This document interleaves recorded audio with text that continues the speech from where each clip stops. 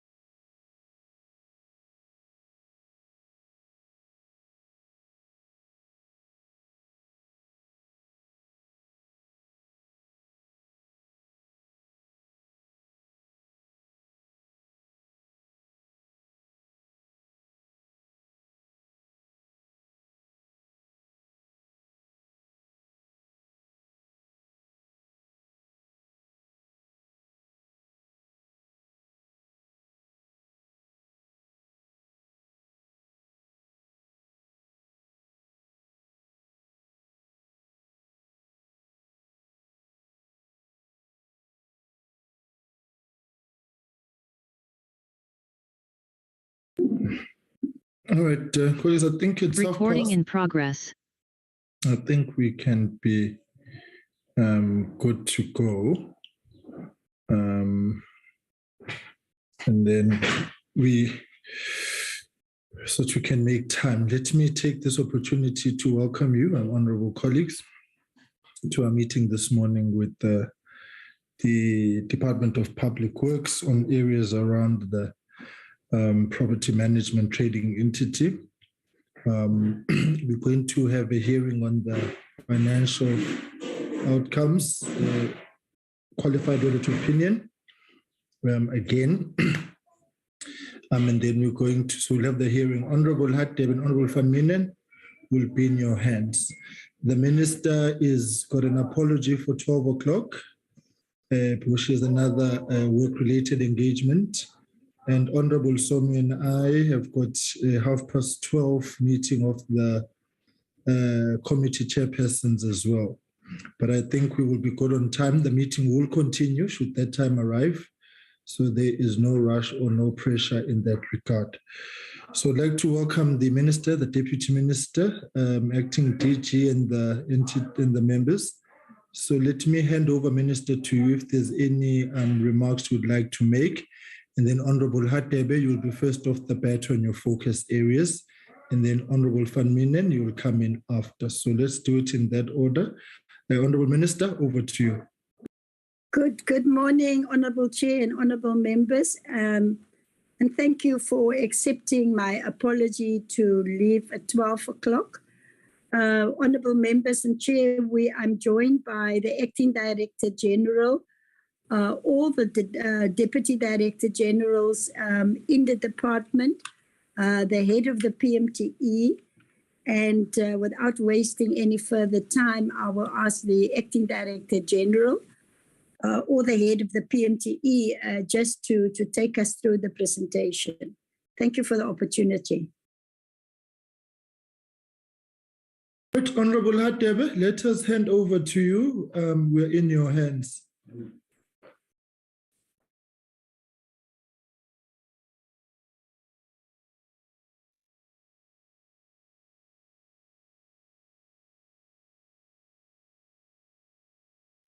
Honorable Chairperson.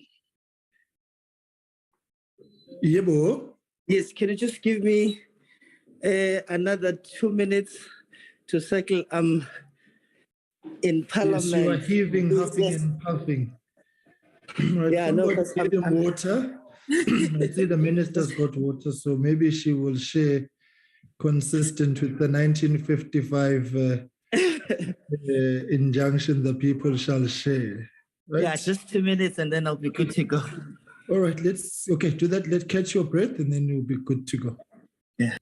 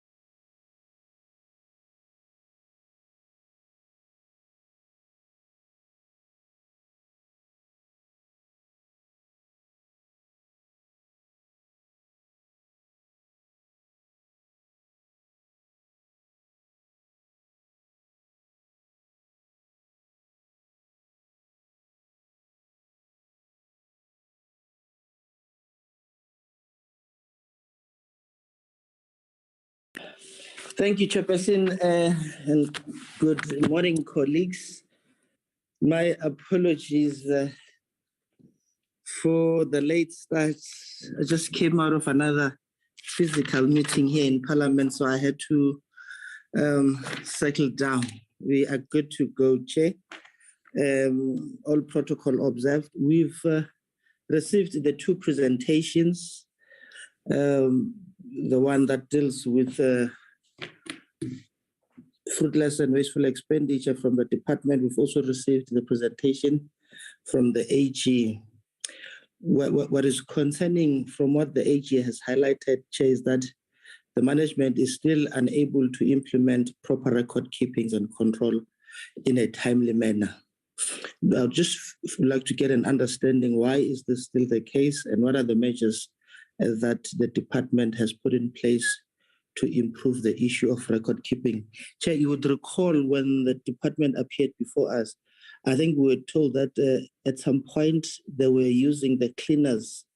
In fact, they were requested to process invoice and perform some record keeping. I would also like to get a sense if this is still the case, because judging from the audit outcome, the management has failed in this regard. That would be my first question, Chair. The minister did not do the introduction, so I don't know who will be responsible for responding to the first question. No, the acting DG is present, she indicated. So I think we are there. So acting DG, but Minister G, you will guide us, but acting DG is here. Yes, I will just come in and then the acting DG can fill in the details, Honourable Chairperson. The committee is correct. This is a long historical problem. In fact, a lot of wasted money on different audit firms and companies to solve the problem. It was not implemented. And then last year, we decided that The reason for the qualified audit in PMTE and the findings every year is related to leases, and especially the month-to-month leases, which is classified as irregular expenditure. In March of 2021, I turned to the property market, the property industry, and I put an advertisement in all the national Sunday newspapers calling for help, calling on the industry to help us to stop the irregular expenditure. Because many of the leases, and at that stage, we had about 540 month-to-month leases leading to audit findings. We had some responses from the property industry, because I even took it a step further to say to them that many of the problems that some of them experienced, honorable members, was that they had to pay for the renewal of a lease. I went as far as to say, I won't charge you, just come forward, we will renew your lease so that we can stop the month-to-month irregular expenditure. We were not altogether successful with that, Chairperson. And then in October last year, I issued a ministerial directive that as from the 31st of December 2021, we will no longer pay any month-to-month leases. And then we sort of force the landlords to come to the table. And that has been a long exercise that we are still busy with. But part of the other problem too was that there was no accounting mechanism in place in the various regional offices. And we were struggling to get some leases from the regional offices. We have now subsequently addressed that, and we will explain in the presentation how we have addressed that. But I can confirm what Honorable Khadebe is saying on lack of accountability. And we have also, through the Office of the Acting DG, engaged with organizations like the head of PMTE, organizations like SAPOA, the South African Property Association. 95% of property owners belong to that organization, and they also have a code of ethics. So SAPOA has also been assisting us. But overall, the PMTE over the years, Honorable Chairperson, has developed into just a banking account. And for that matter, a banking account in overdraft. That also led to at least 4.5 billion rand of the leases that are in dispute at the moment. So I just want to confirm what Honorable Khadebe is saying. It is the implementation of systems, because the Archibus system is there, but was never implemented because it's quite easier to steal a file with leases in than to take something off when it's digitized. But that is subsequently being corrected now, but I'm sure the acting DG will give further information on that. Thank you, Honorable Chair. No, thanks, Honorable Minister. You manage the largest retail estate portfolio in the country, and it's quite worrisome if I'm hearing correctly that you don't have the requisite skills to do this. I'm raising this because part of your core business is the real estate management services, facility management. Are you saying to us the current staff complement is not equal to the task, given the fact that I've just highlighted now, that you are managing the largest retail estate portfolio in the country? And please also respond to our previous concern of using cleaners to process your invoice and perform some record keeping. The other part also that we have touched on, which also was the qualification, your financial statement contains some material misstatement because of supporting document were not fully properly recorded. Especially your Archibus, there are substantial differences from what is actually on the lease document and what is captured on the system? Why is it difficult to capture correctly what is available at your disposal? Thank you. If you can just respond to those few questions for now. Thank you, Honorable Khadebe. I'll make a general comment. The main problem in my oversight role and together with the DM that we've detected is that this department is resisting IT, any information technology systems. They want to continue to work manually. But now we are implementing Archibus. Archibus was a system acquired by the department in 2012. Come 2021, they have only implemented 8 modules of that system, but they only activated 2. So that's the resistance to IT and using IT in the department. We are going to deal in the presentation, Honorable Chair, we've got a lot of overpayments, and then we also have underpayments. And we have now got to the bottom of it. What is causing the overpayment? Who is pressing that button to overpay on a monthly basis? That will be dealt with in the presentation, and also the underspend. We also had to face numerous court challenges around the leases. But because the leases are the main result of giving us a qualified audit, we have now put all energy into this process, Honorable Chair. Meeting on a weekly basis. We got an outside service provider that worked through thousands of leases for us. Some of the leases are still missing. We are still tracing them. I think we were able to trace about 98%. But I think the acting DG or the CFO can just take over and explain the overpayment and the underpayment. But it is also part of the presentation.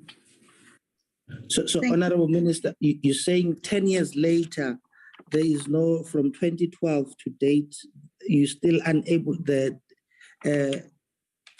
entity is unable to implement fully the Archibus 10 years later, and your audit has been stagnant for the past 4 years. Yes. What is it that you're going to do differently now? Because we want a movement. We're here to ascertain whether or not there is a willingness to change the status quo. 4 years stagnant audit outcome, qualified with material findings on compliance. Exactly. Yeah, you've got material findings on compliance. There is a deliberate attempt not to comply. Now, we want to get a sense, have you put measures in place to do things differently? Yes, Honorable Khadebe, we have developed a roadmap to an unqualified audit last year. We have shared the roadmap. We've developed it together with the External Audit Committee. We have shared the roadmap with the Auditor General that's also monitoring this very closely. And I've got a scheduled meeting with her on the 4th to show how we have implemented this roadmap that can lead us to an unqualified audit. And also in terms of the delegations for the people who are pressing the button, and that's doing the constant over expenditure. Again, there I've discussed with the acting DG that the way we're going to stop this is to remove the delegations from those people who must pay. So the acting DG is also looking into that. But maybe I'm jumping the gun a bit, because in the presentation we have got all the solutions.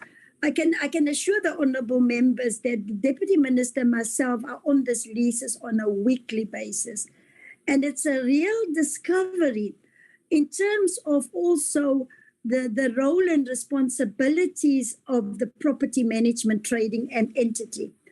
We discovered how it was established. and that up till today, this property management agency is still not fully compliant with the prescripts of National Treasury. National Treasury put 6 conditions for the PMTE in 2012 to exist as a property management trading entity. Out of the 6 conditions that National Treasury put, only 2 conditions were complied with. So we are also now working to make sure that the other 4 conditions from 2012 is implemented and complied with, so that you can say that this property management trading entity is a fully functional entity. Also, what makes matters worse, honorable members, is that 76% of our budget in DPWI is spent by a PMTE. So we are really working very hard to change this around. And the CFO and the finance team, the Office of the AG, I'll be giving the AG a report on the 4th of March, just to show what we have done in the past year, 18 months, to stop the rot in the PMTE. But it is just clear corruption. A lot of the leases over the years has been handed over to the SIU. The SIU had a proclamation since 2012 already. And we are still referring some of these leases to the SIU to help us to recover some of the monies for the department. And then just to look at a more long-term solution, to inform honorable members that the AG has also tackled us because we spend too much money on letting in. We spend 5 billion rand a year to letting in from private sector landlords.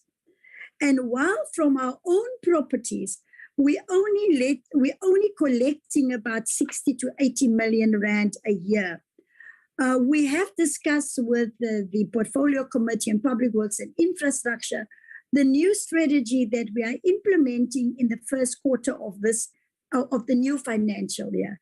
And it's a strategy that we call refurbish, operate, and transfer, whereby we're going out with a proof of concept and a pilot first on 5 buildings within Pretoria, where we're going to partner with the private sector to refurbish and repurpose the buildings for us so that we can move government departments in those buildings at far less square meterage cost, but also as part of the contract and the lease agreement, because we will lease the property to the private sector for a period of between 15 to 20 years. Then what we will do then is that we will put into the lease agreement that the landlord will be responsible for maintenance, will be responsible for also for repairs. So that is what we are doing now to reduce the number of letting in offices that we are letting in from the private sector, by trying to use our own buildings and become more cost effective. But I will hand over to the DG or the CFO if there's anything they want to add to the first 2 questions that you've raised, Honorable Khadebe and Honorable Chair. Thank you very much.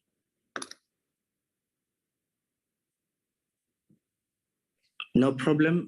Can we hear from the acting DG? Yes, thank you very much, and good morning, Honourable Member and Honourable Chairperson. Chair, through you, I missed a little bit of the conversation in the beginning. I caught the Minister in the middle, so I'll try and establish what the conversation is about. And please do redirect me if I'm off track. But I'd like to deal with the first issue that talks to the audit outcome and the concerns of the Honourable Member Hadebe with respect to the stabilization program and where we are heading with the audit outcome. I'd like to go back, Honourable Chair, through you, going back to Acting DG. Honourable Member. Yes, the issue is your failure to implement proper record keepings, whether or not you're still relying on cleaners to do such. The second aspect is your failure to capture correctly your list documents from your Archibus system. It has been there for 10 years. It has not been implemented fully. So those are the two, and your material misstatement in your financial statement. You're relying so much on the audit process for you to rectify your material misstatement, and some remain unresolved. Thank you very much, Honourable Member. Thank you very much. That helps me.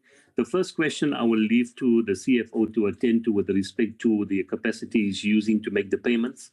I will focus on the Archibus system and then move over to the material misstatements in the AFS. First of all, Honourable Member, with respect to Archibus, I must acknowledge the department has gone through a number of different evolutions over the years. In fact, prior to Archibus, there was an attempt to develop a system internally that was called IE Works. And IE Works was an internally developed system which, over a period of time, sought to create the department's own ERP system using in-house developers with external support. And that system was canned around 2014 in favor of an external procurement, and that is where Archibus and Sage came into the picture. And I do acknowledge the failure of the department to implement the ERP system with any level of capability. In fact, I'd like to offer my view and my belief that the slowness in implementing the Archibus system is the result of a lack of capability in the department to manage the change from a manual system into an IT system. That largely has been, in my view, the root cause of the failure is the failure to migrate the thinking out of a manual type of approach to property management into a modern type of thinking. It talks to the skills and the capacity in the organization, and a failure for us to migrate from the one to the other. And our DDG, Clive and Chisa, will also add to that particular point. But I believe that I don't believe on the one hand there's resistance as such in the department. I think it's a capacity to change and to evolve from a manual way of thinking into a new way of embracing property management. I think that's largely the problem. We've also had in the last 18 months, the minister... Sorry to interject so that I don't lose you. So you are not supporting the statement by the minister that there's been resistance? No, Chair, to you, Chairperson, I haven't witnessed physical resistance from anybody. What I've witnessed is more of a helpless... I'm sorry to interrupt, but why would the minister arrive at that conclusion if you, as an accounting officer, you have not seen, and then an executive authority has picked up such? It can't just be a statement drawn out of air. Yes, the Honourable Member, I think the minister will share the reasons why she believes that we've had, she's experienced resistance, but I haven't seen the resistance. I'm trying to establish whether there's a synergy. So yes, if we're getting two different analyses, then the left hand does not know what the right hand is doing. Yes, I hear you, Honourable Member. Yeah, and I'd also... We're expecting that coming to us, you have prepared for this, and you are all in sync in terms of the challenges. Yes, I do hear you. The first step of healing is to acknowledge that we have a problem and identify the problem, put correct measures in place to solve that problem. So if you diagnose the wrong problem, you'll arrive at the wrong solutions. I'm concerned. Yes, I hear you, Honourable Member. If I can just finish my but here, Honourable Member, then we can deal with the inconsistency. So what I'm saying is, from my side, Honourable Member, the problem really is a failure to migrate from a manual way of thinking to a modern way of embracing ICT in property and construction management. That has been a large part, I believe, of the limitations in the department. And what I've done is to introduce a change management program And the change management program has been led by the Deputy Minister. And this program, in part, is seeking to respond to those challenges, is to change the organizational culture. Because the organizational culture has been poor. The responsiveness to embrace technology and to embrace change has been poor. And that, in large part, is due to our manual systems. It's our failure to take the staff along and to put together a proper response to our manual archaic systems we have in the department. We've also had, during the last year, I think year and a half, the Minister has sought to introduce a business case for the ICT. And the ICT program has essentially been in abeyance for the last 18 months. We haven't had any movement there. The Minister has engaged the National Treasury directly, together with the staff in our ICT unit. And as a consequence, the management has been in some parts a bystander in this process. And in 18 months, during my time acting, there's been no real implementation taking place. That the discussion has largely been around the continued viability of Sage Archibus. In fact, there's been some sort of a view in the department that Sage Archibus was no longer the chosen system, that there appeared to be a ministerial directive that Sage Archibus must in fact be discontinued. So all of these has also led to uncertainty at the policy level about what systems we are implementing. So during my 18 months acting, I have not seen any movement with respect to implementation. My apology. The ministerial directive, which minister was that? Is it the current incumbent? Yes, the Minister Delil, yes. Minister Delil has often pronounced that Sage Archibus is dead. So that has created confusion and uncertainty in the department. And the Minister, in fact, is engaging the director of the ICT directly in engagement with Treasury outside the management. And we've, in fact, communicated these concerns to the Minister to create some certainty to the department, because that lack of certainty, the directives that appeared, to be out of sync with what the thinking was at the management level, was causing a delay in implementation. And as a result, we were continuing to perpetuate the manual systems.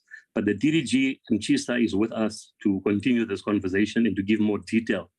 But Mr. Adebe, I'd like to also make a comment about the concerns with the audit outcome. And I just ask for your patience for a moment to reflect that since 2012, the department has had a disclaimer of opinion with respect to...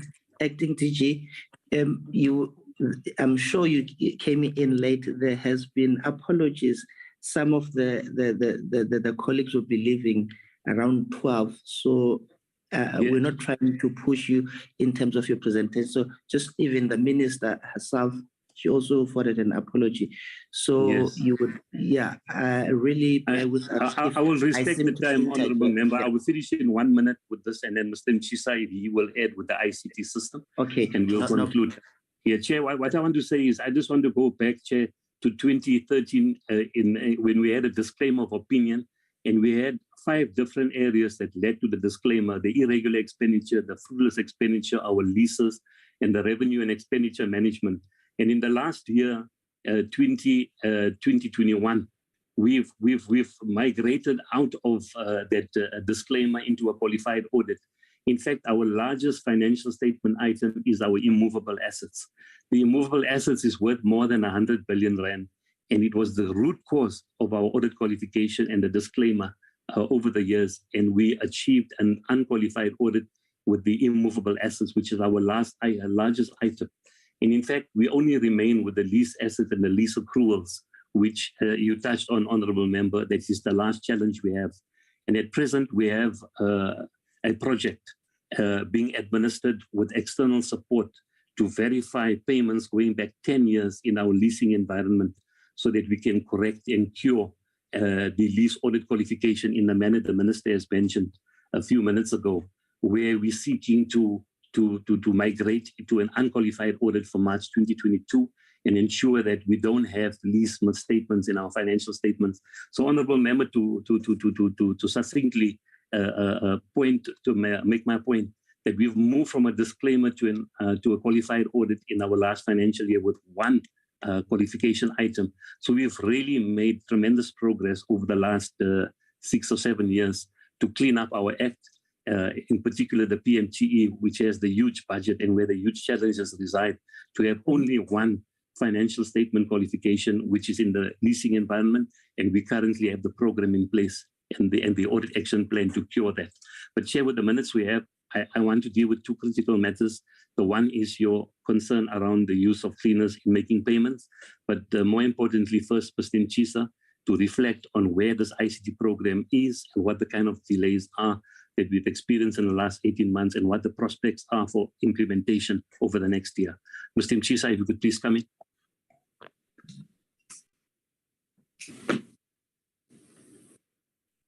Honorable Chair, and honorable members, Minister, Deputy Minister, and the colleagues, I think it will be very difficult for me to make any further addition from the inputs already so made by the acting DG and the Minister. But the one point I want to underscore is that one of the frustration that may have maybe prompted Minister to take the drastic action of intervention was exactly what she perceived as lack of progress from our side as administration and management when she arrived to have been able to make the necessary progress around the implementation of the ERP system. And to that extent, she then sought, I think, the intervention of the National Treasury to see if the National Treasury cannot in a way begin to support the department and be able to then accelerate the implementation of the system. But secondly, where management had provided the necessary leadership, passion, and drive, those were resulted in the completed modules. And they were only completed exactly because of the passion and leadership shown by that particular manager. And those be the modules that we have completed. And where there has not been any major progress, that same passion and appetite was not displayed. And as a result, then we did not make progress in those particular areas. Where are we at now? We have then gone back to the drawing board to see how best to accelerate the implementation. And one of the first things that I think Minister then insisted in collaboration with the National Treasury was to insist that we have proper term of reference, because she felt that maybe that's one area where there was a strong weakness and a need for us to revisit our terms of reference. That work was done with a complete and comprehensive business case document that will then begin to improve implementation going forward. So we are at that point now, as we speak now, we are at the stage where the procurement processes will be able to deliver a new intervention that will then assist us by the end of this financial year to at least finish the system by 90%, Chair, if not 100%. Thank you, Honorable Chair. It seems as if you are avoiding the question of cleaners.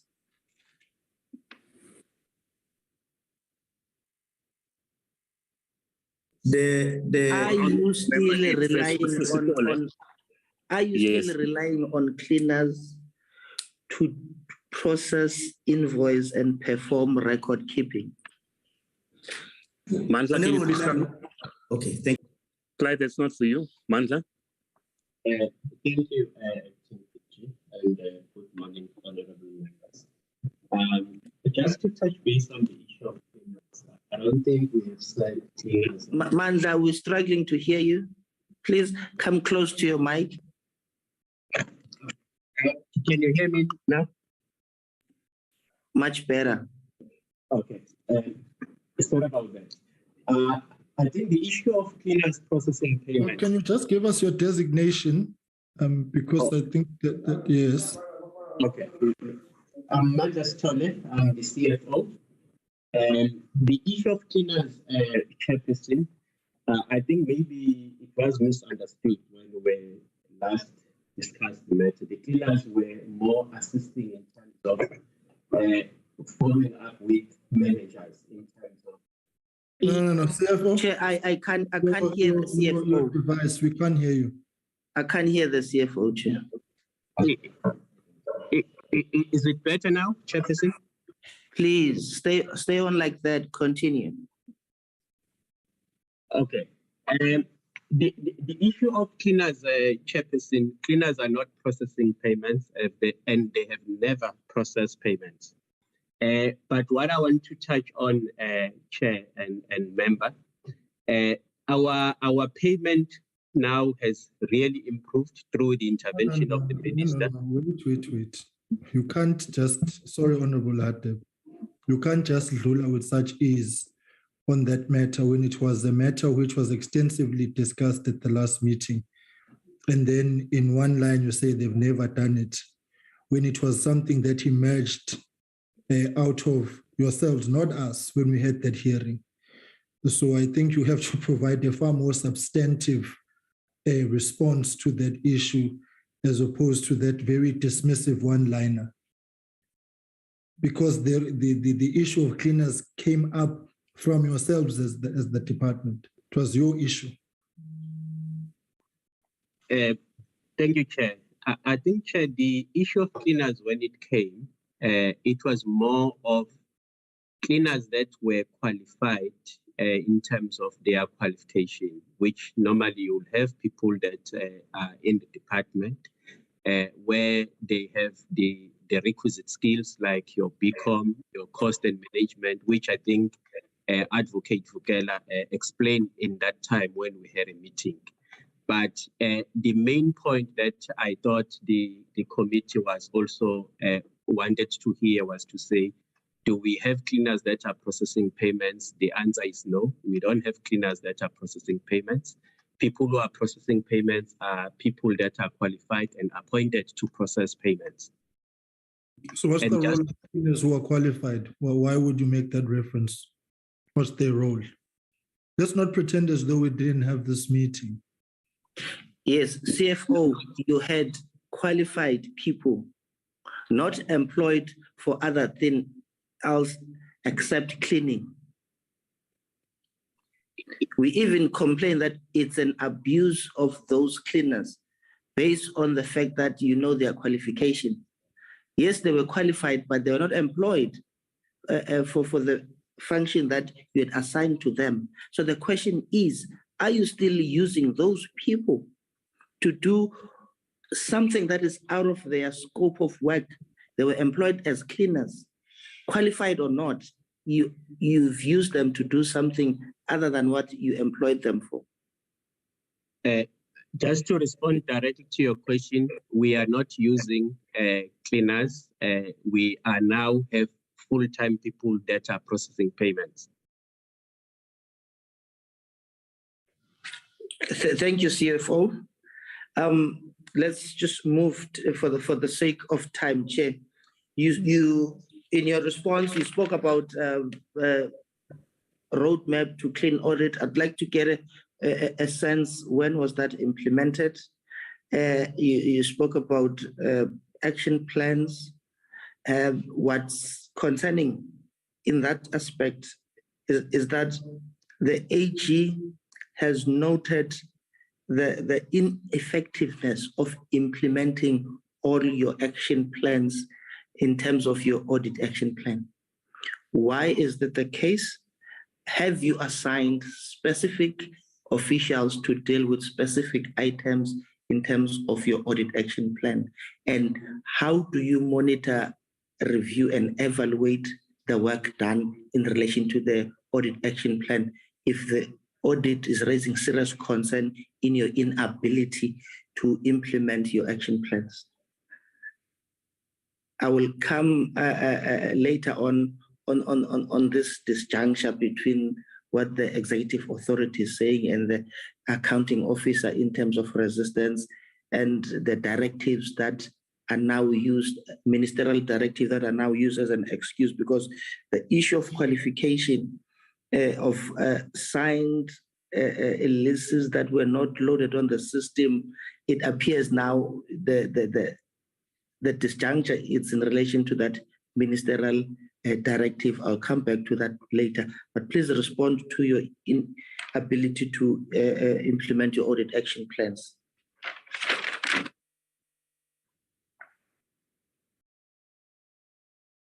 Thank you, Chair. In terms of the audit action plan, we have developed the audit action plan, and it has been subjected for review by our internal audit, and also we present to audit committee. It is assigned to each DDG.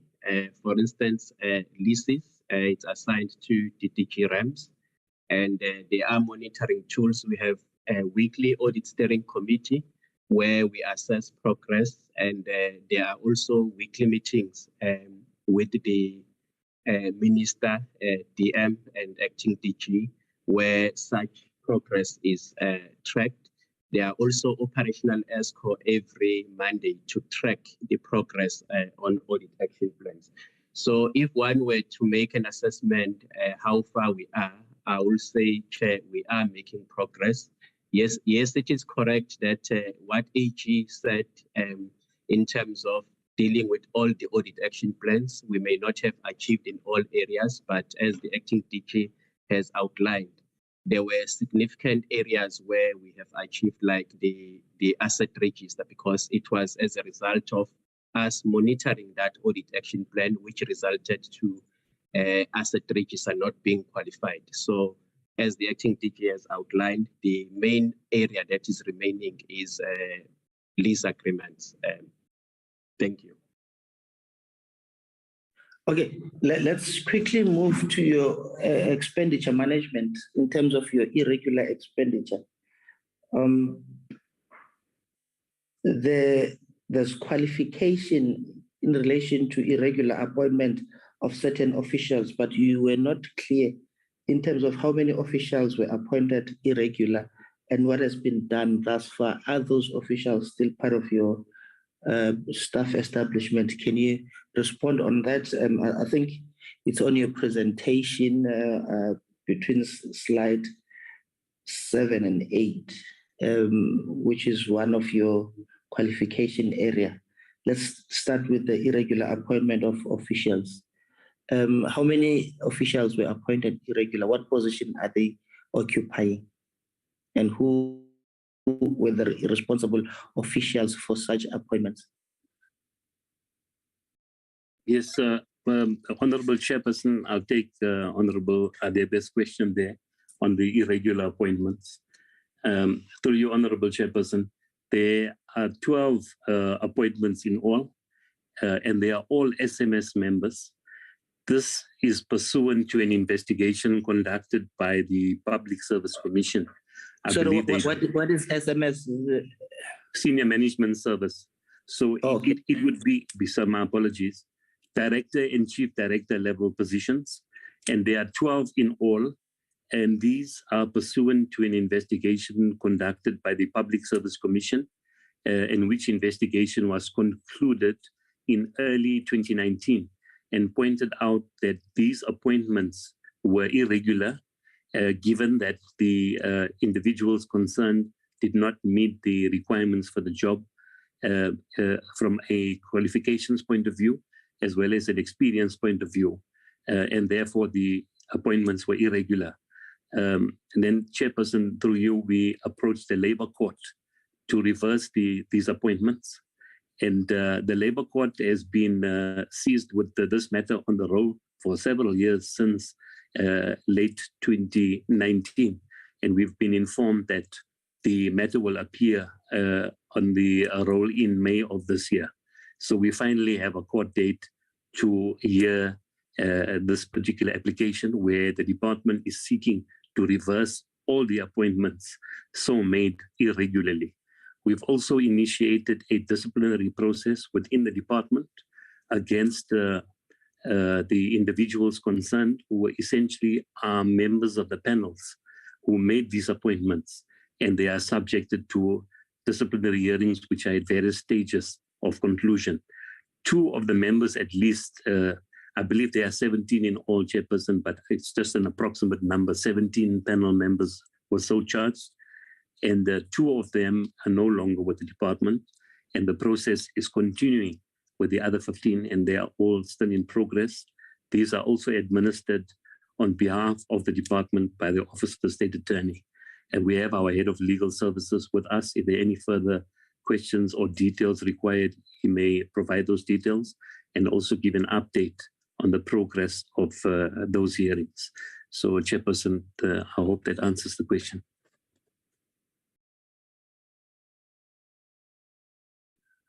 So you're saying the disciplinary process are still ongoing? I didn't hear the last part. Yes, that is correct, Honourable Member. The disciplinary hearings are still ongoing. They are administered by the Office of the State Attorney on behalf of the department to create an independent process, given that we are dealing mainly with DDGs, chief directors and directors who are being disciplined. So we've removed the process to an external independent process under the auspices of the State Attorney. That is correct. Since 2019 to date, why is it taking so long? I'm not saying we need to rush the process, but just make us understand why is the process taking this long? Yes, Chairperson, I'd like to ask for assistance from our Head of Legal Services is with me. I do know that the investigation was concluded in 2019, and there were a number of administrative processes that we had to engage before the State Attorney was finally appointed. But I'd like Mr. Chris Makgoba to give us details of which I only have a high-level understanding at this point. Mr. Makgoba, can you please come in with the permission of the Chairperson? Chair, Tolashe, good morning, Chair. With your permission, Chair, can I just ask a question? Maybe Mr. Makgoba might be able to respond even in this question, please, Chair. Thank you. Please proceed. You are using my airtime. Proceed, Mama.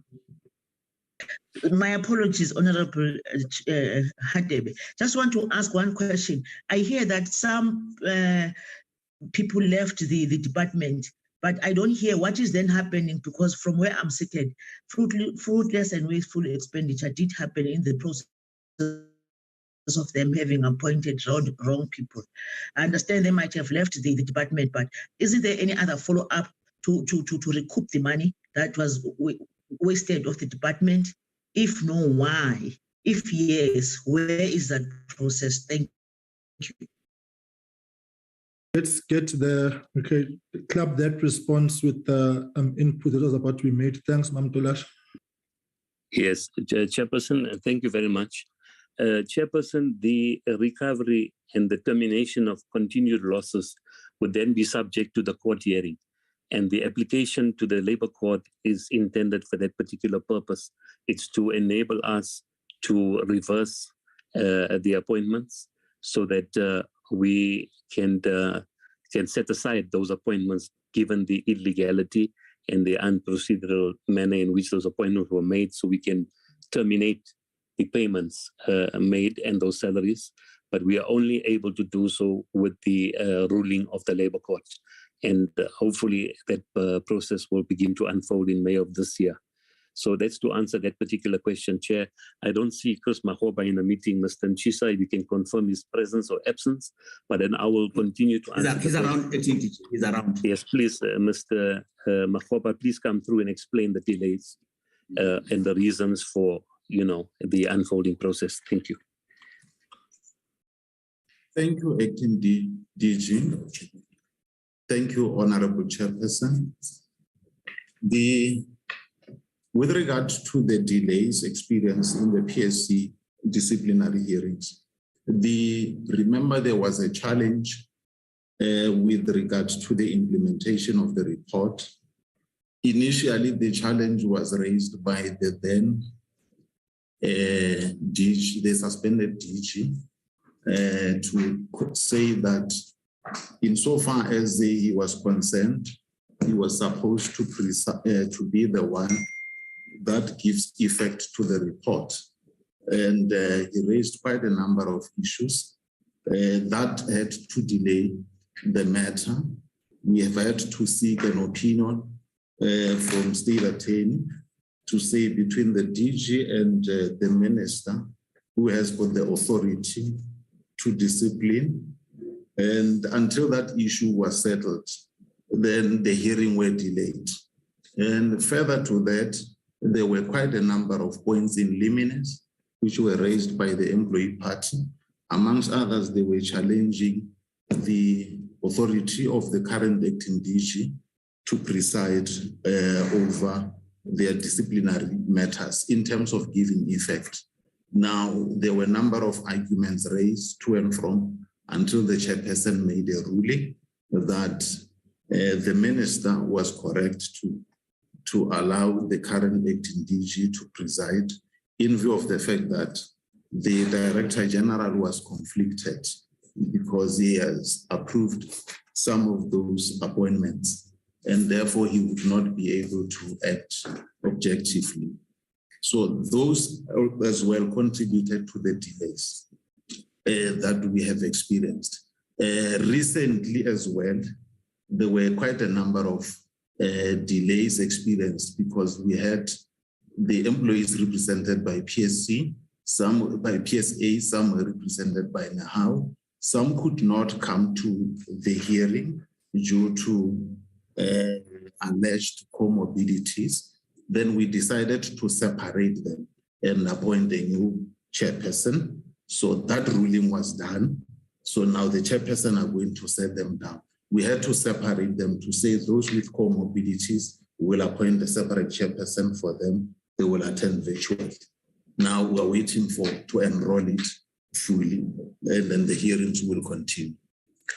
Thank you. On the issue of the labor court appointments and the expenditure involved, yes, once the labor court pronounced in terms of reviewing and setting aside the appointments, the expenditure chair would be categorized as irregular rather than fruitless.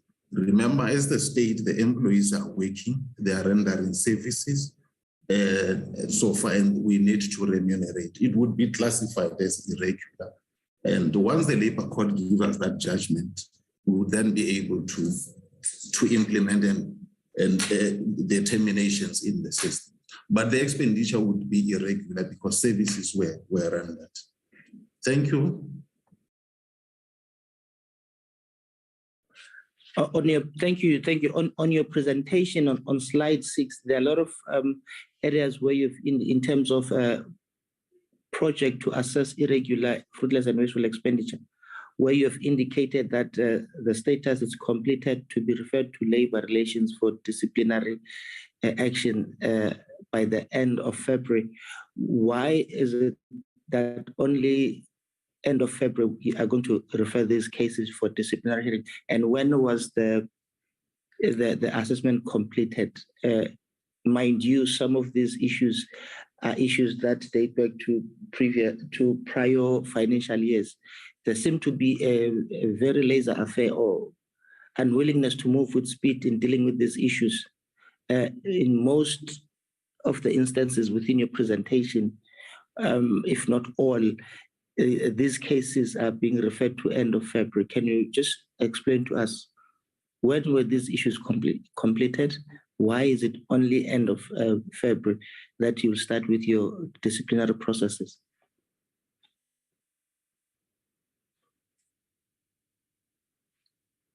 Quickly, so that we can move to other questions. Honorable Chairperson, if I can ask Lesetia Tuna to come in. Lesetia is our Chief Director, Internal Control, with projectized this matter into his unit. Lesetia, please come in. Acting DG, Lesetia has just stepped out, but let me answer the question, or he has just come in, but he didn't hear the question, but I'll just answer the question.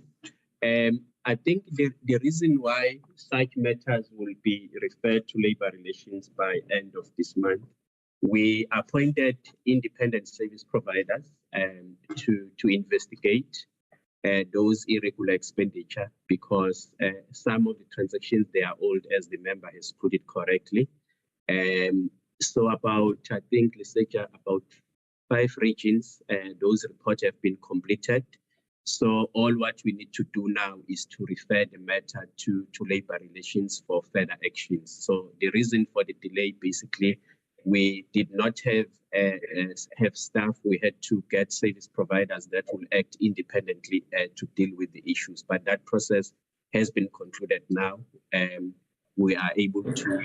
When was it concluded? When was it concluded? There are different stages, Chair. Honorable member. Some they were concluded in January, some mid-Feb. No, but now I'm being specific. The region of Cape Town, Kimberley, Polokwane, all of these are completed. You don't have at your disposal the actual dates of these cases. Maybe Leseja can come in with the specific dates. Because now you are thumb-sucking that some January, mid-Feb. I need to, if not, you will assist us later to give us the actual dates. We want to monitor in terms of your effectiveness in dealing with these cases. They date back to prior years and nothing has been done, but it's fine. I would propose that let's get a written response in that regard. There are also issues. Honorable Hadebe, just 1 second. I'm sorry. Yes. Acting DG, your team's responding is becoming very clumsy. It's all over the show and it's becoming fast, incoherent, and unorganized. I'm just like, it's all over the show. Some are not in, some are in. I have to refer. No. I think there has to be a semblance of structure to this thing because we're fast now becoming unable to make head or tail of the responses. It's just, it's not looking professional actually. So can we just clean this up? You are correct, Chair. And the fact that we are pressed of time, it makes us not to probe further some of these clumsy responses. One tend to move, they might think we are satisfied with the answer, but because of time, there are a lot of issues that one wants to cover, but we are really, really not impressed with the responses. I concur with you, Chair. Yeah, so Minister, I think Minister's raising her hand. Yeah. Yes, Chair, may I come in assist? You know, sometimes if you try and defend the indefensible, it results in vagueness and this. I think one of the things that we struggle with in this department is to acknowledge the weaknesses. Now, we're currently talking about the weaknesses in HR. There are serious weaknesses. But then we also have to inform the committee what we have done to deal with those weaknesses. The weaknesses in HR is not only just the amount of time and the length of time that they take to appoint and fill a funded post, but it's also there are a number of cases stuck in the Labor Relations Department. This is what the Deputy Minister and myself have done to address this. We have now turned to the help of the Public Service Administration Department, Minister Ayanda Glodlo. And we have said to her that we need her help. And last week, Wednesday, she had agreed that in this week, they're sending in a team from GPSA to do an assessment on all the HR appointments and outstanding vacancies, because even at senior management level, when I take a cabinet memorandum, it's always turned back. So the professional team from GBSA is dealing with that matter. Another professional team is dealing with an assessment of all the cases that stuck for years in the Labor Relations Department. And that is the intervention that we have made as the executive authority, because your findings and your references is definitely correct. While I have the floor, Honourable Chairperson, I also just want to respond to the point made by the DG.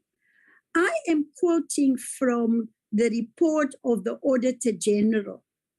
The Auditor General said that the Archibus system was developed to address key controls to prevent overpayment of leases amongst its functionalities and controls built in. The implementation of Archibus has some challenges like any other system in terms of resistance of staff from staff and other managers, a process that requires change management holistically. So that is where I am coaching the resistance from. Also, just to help the department with the 12 cases that are before the Labour Court. Last year, September, I decided to make an intervention by calling the Judge President Wegley of the Labour Court to find out 3 years later, 2 years later, we still do not have a date.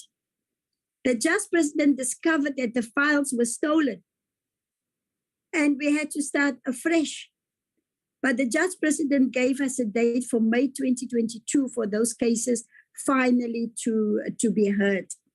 So I think where, as the department, we must acknowledge the weaknesses, because I always, and the DM, we rely a lot on the input from portfolio committees and especially Scopa. So that in a way, sometimes I overuse Scopa, make a reference to Scopa, because I said, this is what Scopa want us to do. And I do think that we can go quicker if the department is just where we are at fault, to acknowledge those faults, but explain to the committee what action we have taken, like the change management system that's driven by the Deputy Minister. Even with the change management system, there's also resistance. The Deputy Minister is on their case almost on a daily basis because there's resistance to change in the department. So I really think that the department must now just be honest, brutally honest with ourselves, because as the executive authority, we are here to learn and we are here to be guided by the oversight of Parliament to correct service delivery within government. I thank you.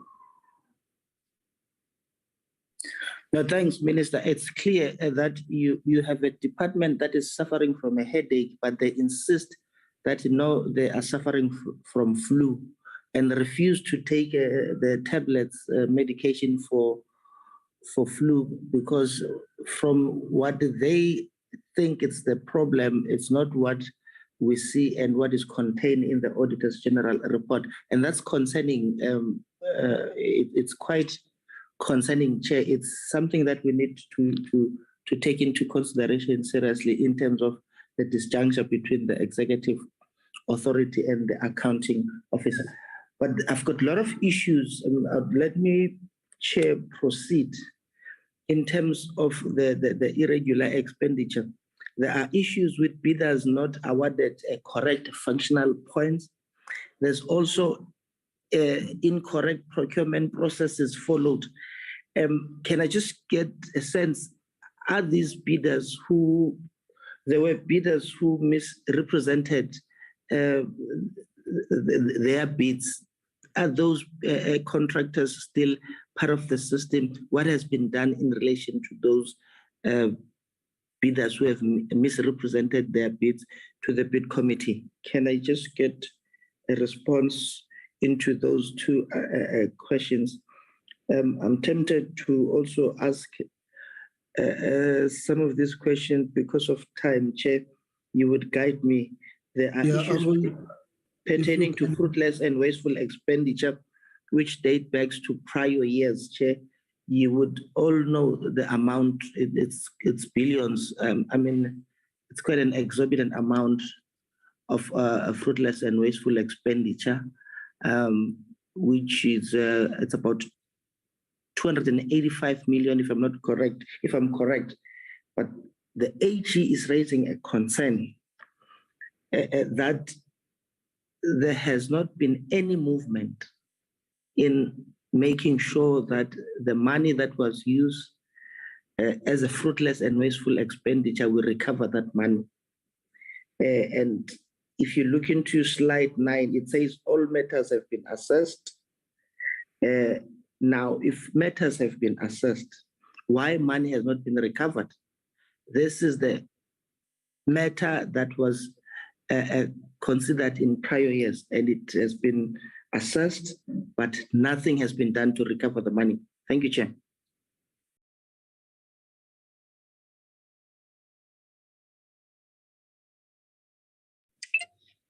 Leseche, can you come in there? All right. Thank you very much, DG, and good morning, Honorable Chairperson. Protocol observed. The question with respect to incorrect procurement process, they relate to those findings that were raised during the audit, for which we could not finalize them with the AG by the time that the audit was concluded. So we would then put them. What Treasury did was to put a sub-disclosure note, though the amount does not affect the amount that we eventually disclosed in the irregular expenditure, to put a sub-note of transactions that still needs to be assessed, because the revised process in terms of irregular expenditure, Chairperson, is that a transaction will then be identified either by management or by the AG. Management would then need to confirm that it does meet the definition of irregular expenditure. Once they have assessed that it does meet the definition of irregular expenditure, the next stage is what we call determination. Determination is to confirm that there are no instances of financial loss with respect to that particular transaction. Because if it's just the issue of non-compliance, it will then be disclosed as irregular expenditure. If there have been financial losses, there is also a different process to that, but it will still be recognized as irregular expenditure with respect to that. The one relating to incorrect procurement process, it is also part of the assessment. There are those that management has already assessed and confirmed that indeed they meet the definition of irregular expenditure. And that is in the current financial year, Chairperson. And then there are those that have been assessed by management and found not to meet the definition of irregular expenditure. And those are the ones that will then be discussed and given to the AG during the interim audit, because we could not finalize them at the end of the audit. The one relating to the category of misrepresentation by the winning bidder, there are those that we have, because there are 3 transactions.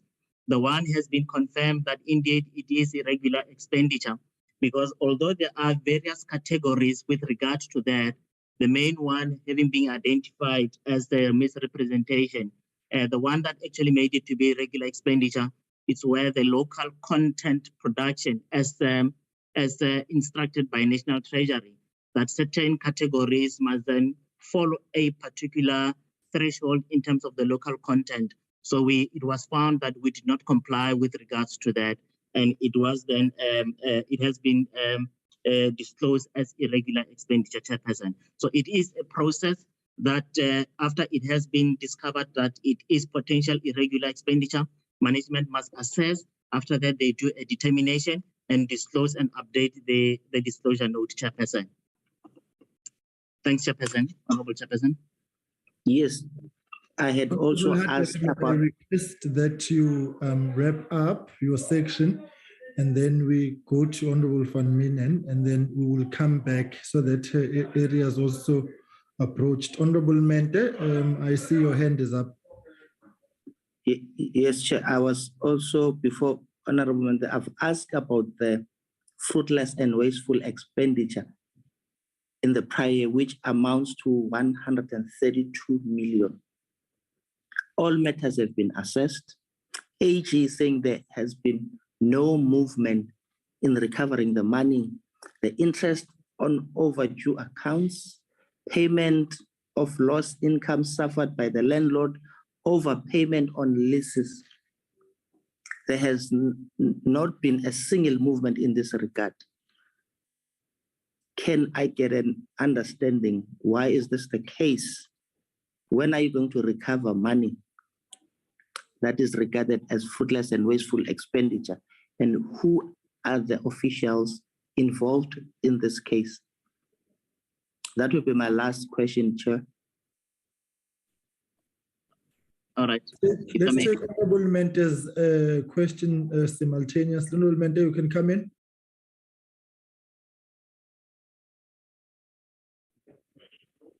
Chair, my network is very bad. I don't know if you can hear me. Please ask the question. I've written it on the group. Honorable Hatebe will assist.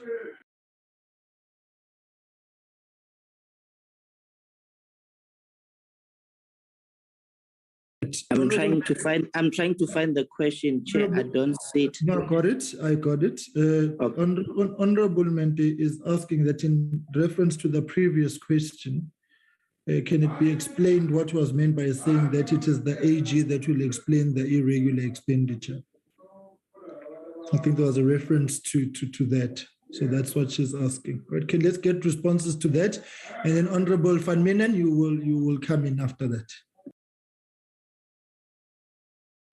Thank you, Chair. Can I also be excused? I'm joining another meeting that is taking place physically, if the Chair permits. Okay, noted. All right, no, that's fine. Yes, after the response, yes, I will have to. Thank you so much, Chairperson. Sure. And thank you very much, Chairperson and Honorable Member. If I can start answering the question. With respect to the 132 million, I want to point out that these are the amounts that are under consideration between the AG and the department. So they're very much, I wouldn't say in dispute, but under deliberation. The largest amount here is the overpayment. Sorry to interject. Your slide 9, it says all matters have been assessed. There are instances where other matters were not defined as fruitless and wasteful expenditure. We are concerned about matters that have been assessed and confirmed as fruitless and wasteful expenditure. How much of those that are part of the 132 million were confirmed as fruitless and wasteful expenditure? Who are the officials involved and what action has been taken? Leave the one that is in dispute. We're not interested in that one. All right, Chair, let me ask Lesetia. I was going to deal with the 118 million, which is the material component of the 132. And with respect to that one, Chair, we're disputing with the AG and we're seeking to persuade them that this amount does not meet the definition of fruitless expenditure, given the fact that it's recoverable from the landlords. But I'd like Lesetia to point out those so far that have been identified then out of the 132 as confirmed fruitless. Lesetia, please come in. And indicate how much has been confirmed out of the 132. Thanks, Honorable Chairperson. What has been confirmed as fruitless expenditure?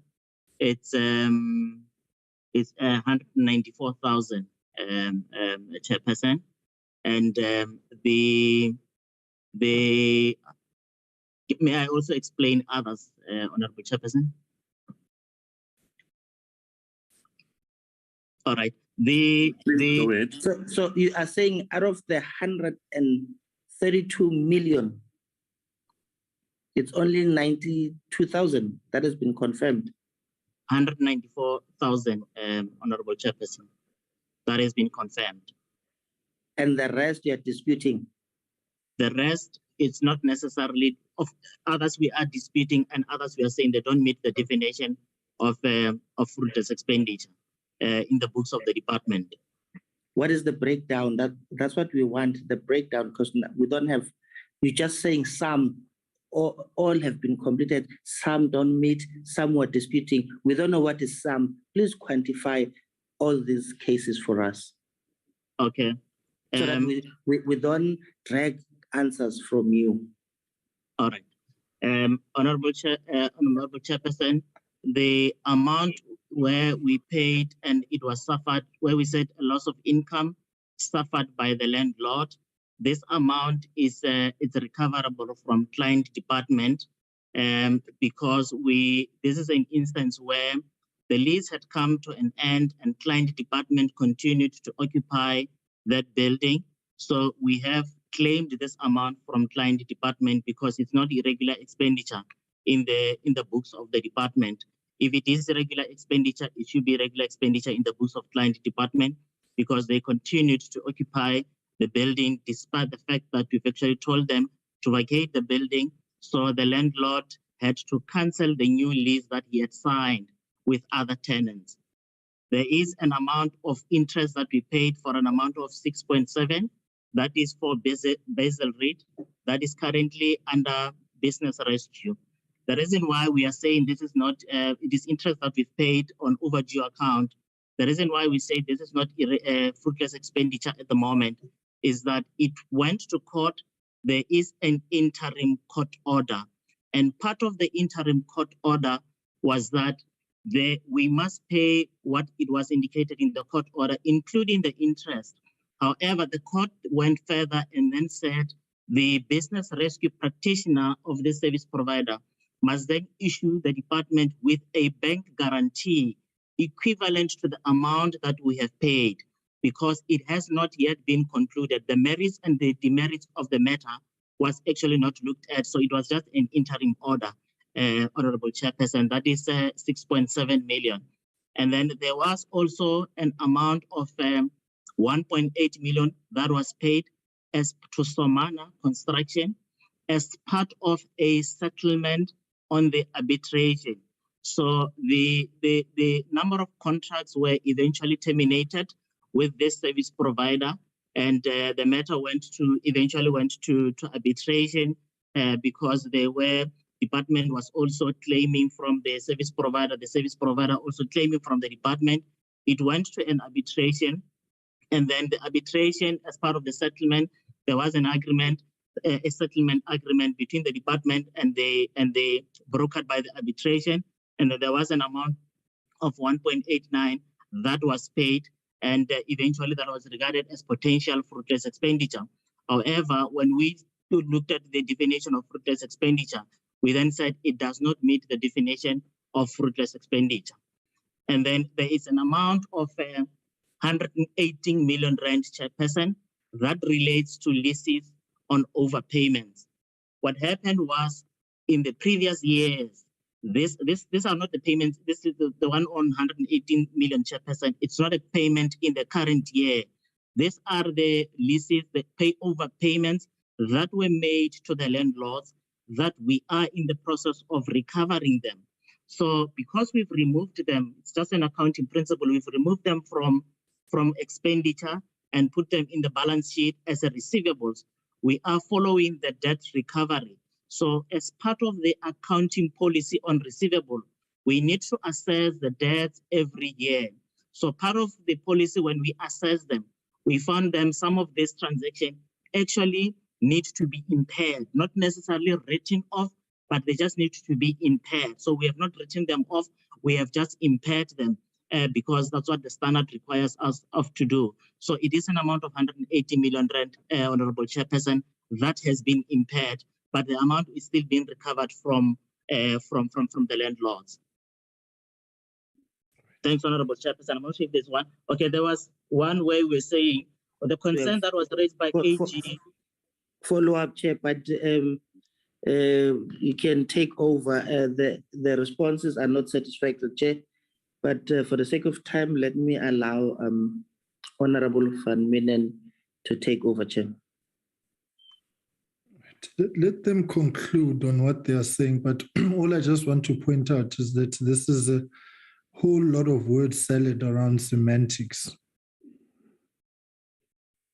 And I really don't think that the nub of the matter is receiving attention. An interim court order, for example, until that matter is final, then the AG can't be toing and froing between your definitions and your court actions on matters that are not final. It just makes no sense. Because the matters must be brought to a logical conclusion, so then that a definition can be applied correctly. You are now wanting changes made on something whose outcome you don't know. And what if it comes back and then it requires you to, we can't have negotiated audit outcomes. And I think Exactly. you are placing the AG in a very difficult position if you are now wanting a sense of understanding on things which ultimately are your problems. So now you are like, I mean, I'm just making one example. So there's an interim court order. Now the AG must make an interim finding. No. It can't be right. Can't be right. 118 million chair has not been recovered. Changing terminology, money impairments and so on. Impairments, it's money that has not been recovered. It ought to have been recovered from the prior year. It has not been recovered. No, it's a debate about semantics. And I'm tending to lean towards the AG on this one. And I tend to agree with the minister. Here, there's denialism and resistance, period. Okay, let's conclude your section. And also, okay, the minister wants to make an input, and then Honorable Van Minen, we apologize for keeping you waiting so long. Right, Minister, over to you, and then Honorable Van Minen, as soon as the minister's done, you come in, ma'am. Thank you, Honorable Chairperson and members. Maybe if I can assist with just giving you an update of the monitoring report done by myself and the Deputy Minister.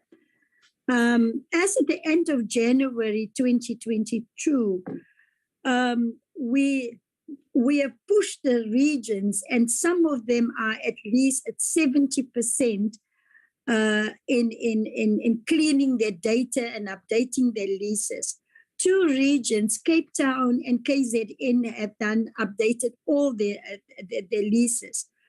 We have reduced the month-to-month leases from 538 to 350, but the progress is still very undesirably slow, and we are still waiting on the internal audit to review the work that was done in terms of the audit, the roadmap that we shared with the AG. When we check on the updating of the Archibus system for the past 4 months, there's been a very slow process and a slow uptake. And it's safe to suggest that there's no appetite, to and all the attempts that we are making, people are trying to render them futile. One thing that has also not taken place, we had requested that every single official in the regions and at NHO must be retrained on Archibus, on the data capturing, and the training has also not take place. So the main challenge for us now is to recover the overpayment. And the officials are supposed to write to the clients and the landlords and demand that the rentals, the overpayments must be repaid within 7 days. And that's also very, very slow. So we do have a weekly meeting with the acting DG and the CFO. We have a weekly meeting with the real estate management. I don't think the name is suitable, but in any case, that is what they are called now. But we will update SCOPA from time to time from an executive authority side, what we are trying to do to deal with the irregular and wasteful expenditure. I have said to the department, when you come to SCOPA is going to ask you for names and titles of officials. Please prepare. I remember the last incident in SCOPA, I will never forget it, where we gave the chairperson report when names were marked out, and we got a lashing for it. So I also think that we need to try and improve our presentations to Scopa and maybe share with you some work that we've done chronologically. Because the service provider that we have appointed called MOAR Incorporation, they were appointed to address the data integrity and also to and also to look at the overpayments. And yesterday when I checked with the CFO, the company has done very well. They have gone through all the leases and they're almost 98% completed. There are few leases outstanding in Limpopo. I made an intervention directly there. Few leases outstanding in Mthatha. The DM made an intervention there. So the company has really been assisted a lot. The chief financial officer has also been engaging with the landlords face-to-face on many of these overpayments. And certainly we are continue to do that with the head of PMTE, Mr. Alec Mweme. But when I see the AG next week, we have to have made far more improvement to convince the AG that our roadmap from a qualified audit to an unqualified audit is on track. And the deputy and deputy minister, myself, honourable members, we are monitoring that. I thank you. Okay, thank you very much, Minister. All right, we will come back to those issues. Colleagues, let's just stand by because Honourable Van Menen is good to go, and then we will take the questions from members in total. So Honourable Van Menen, over to you. Thank you very much, Mr. Chair, and good morning to everybody, including the Honourable Minister. Okay, so what always worries me about this department is when I listen to Scopa meetings, it always seems like everyone in the department is pointing fingers at everybody else. So I really am concerned about the coherent management of this department. It really does appear to be a blame game. Now, I want to talk about the consequence management. And, you know, the wheels of justice grind very fine, but I'm very concerned that here they basically come off altogether. The Auditor General has reported that there was no sufficient audit evidence that investigations were conducted into all allegations of financial misconduct committed by officials as required by Treasury Regulation 4.1.1. Disciplinary hearings are not held for all confirmed cases of financial misconduct by officials as required by the Treasury Regulation 4.1.1. And there was no evidence that confirmed cases of improper conduct in supply chain management that constitute a crime were reported to SAPS as required by Treasury Regulation 16A9.1B2. So what I want to know is, in terms of consequence management, and we've heard all kinds of issues about the system this morning, is there a coherent oversight of the entire system within the department? Who is in charge of that and who is responsible? Do they actually monitor the entire process from beginning to end? Did PMTE refer any cases to the relevant authorities, such as SAPS and other law enforcement agencies? And in their submission to the committee in February 2022, there's no indication of which cases were submitted to SAPS or referred to SAPS. So we can please start with that point.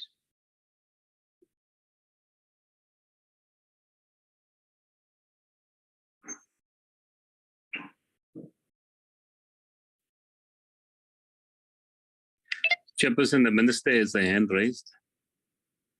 No, that's an old hand. Don't worry, proceed, DG. Thank you very much, Chairperson. Chairperson, let me start with the CFO and then I will cover the remaining aspects of the investigations and referrals to SAPS and the SIU. If you could please come in, Manva.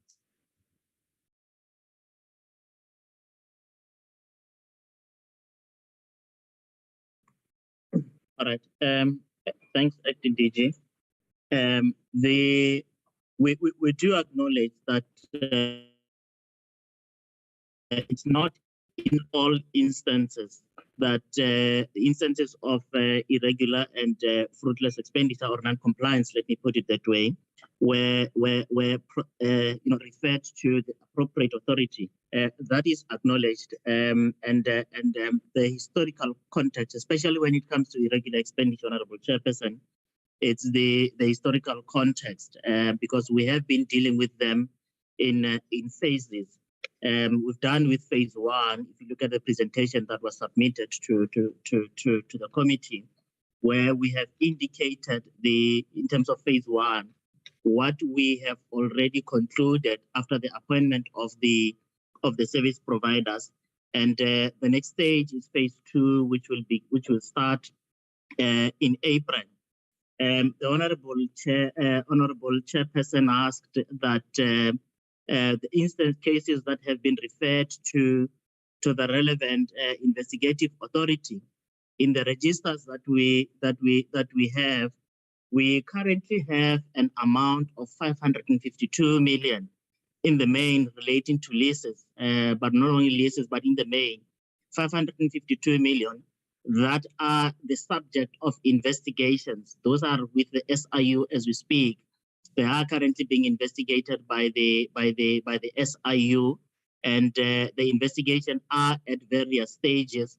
And as and when we get the report from the SIU, we do implement, whether it's through disciplinary actions, and some of them they have already been or they are being concluded by the SIU, wherein the recovery, the SIU has signed the acknowledgement of debt with some of the landlords when it comes to overpayments.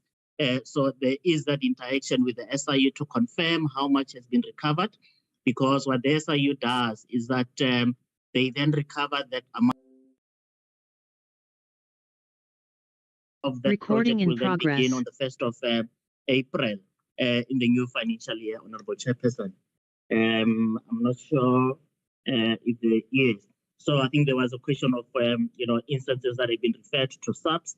So it's a both combination of, but majority of the one that we have so far are those that have been referred to or are being investigated by the SIU. Thanks, Honourable Chairperson. And we do have a register of those, Honourable Chairperson, of the transactions that have been referred to SIU. It amounts to 552 million. Thanks, Acting DG. Yes, thank you very much, Lesetia. Chairperson, those are the referrals to SAPs and the investigations that are conducted out of the transactions identified as irregular.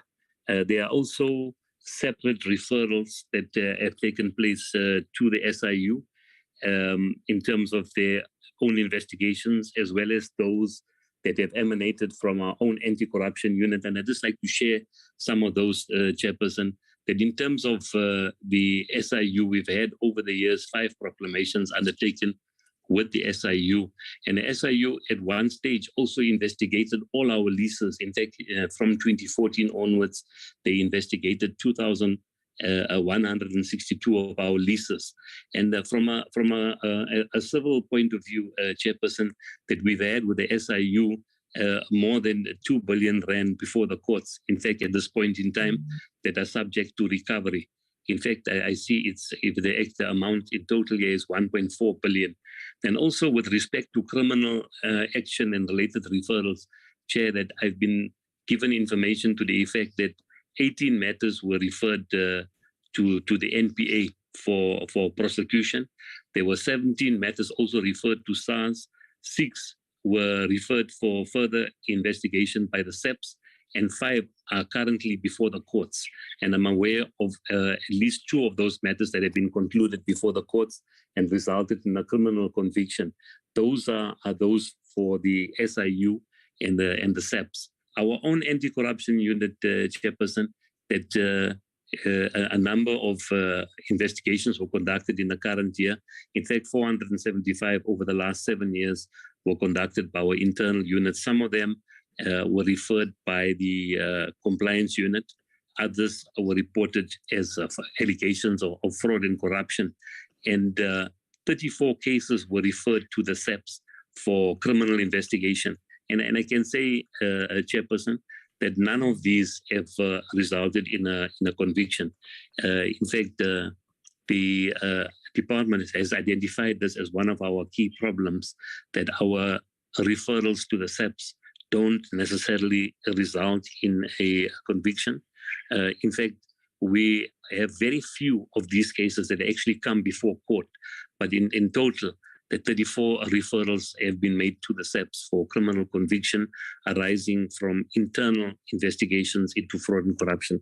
So just to add to Mr. Tuna's comments, these are the separate referrals that have taken place to the SAPS. Thank you, Chairperson.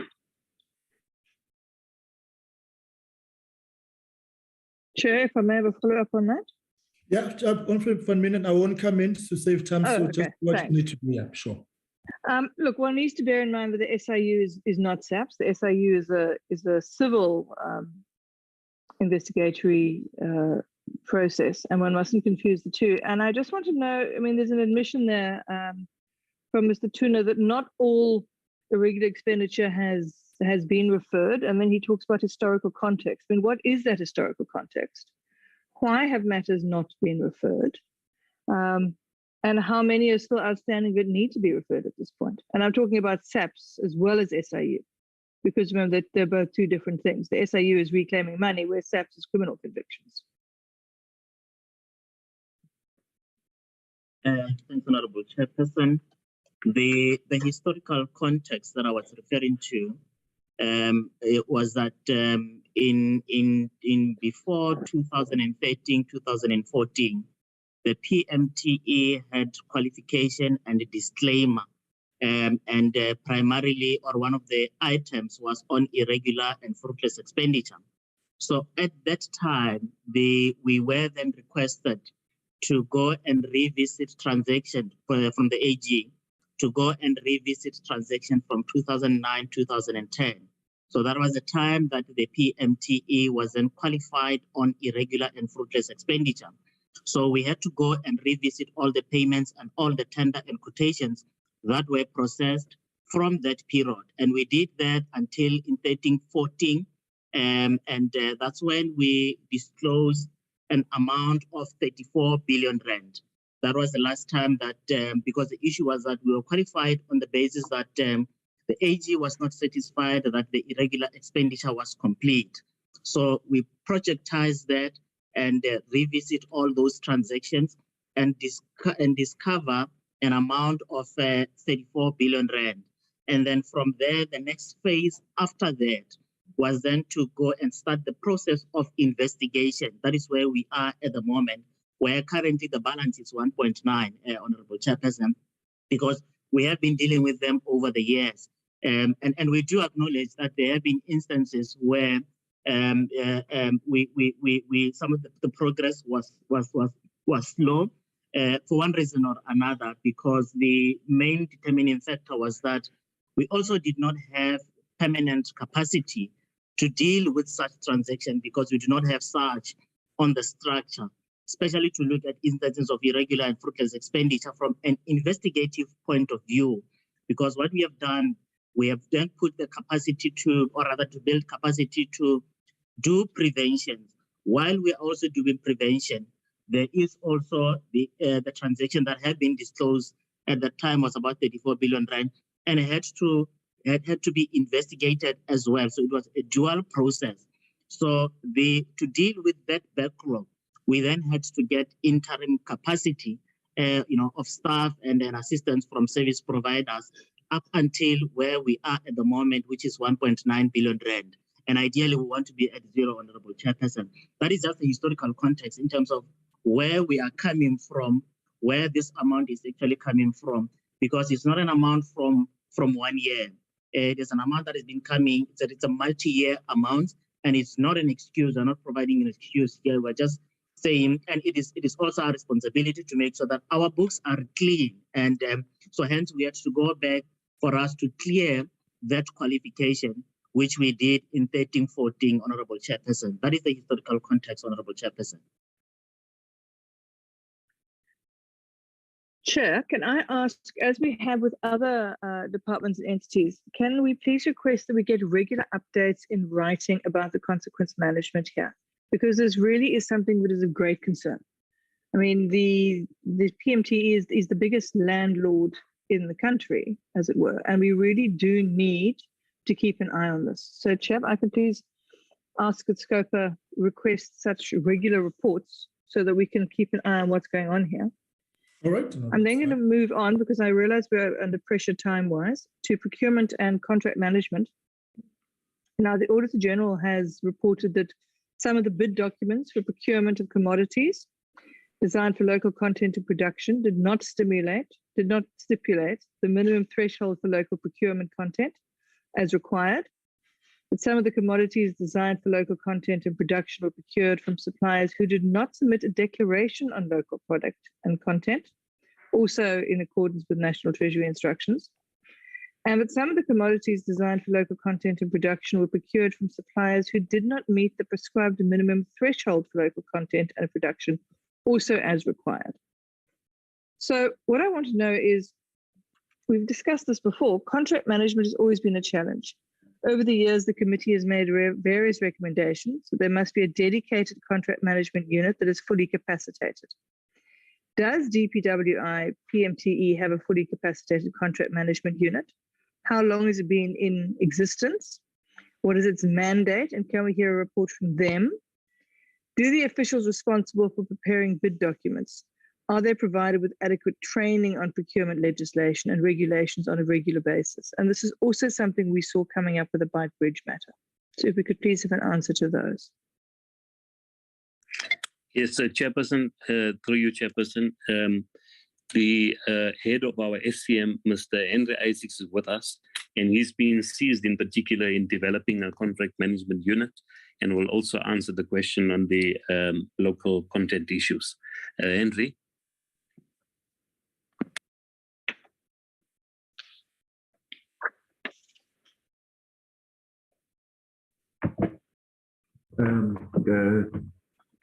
Good afternoon, or good morning, sorry, Chairperson and Minister and members.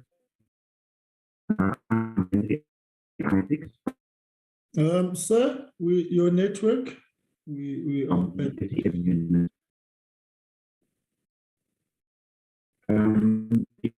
The issue of the Mr. Yeah, Isaac, I really can't hear anything. Mr. Isaacs, we cannot hear you.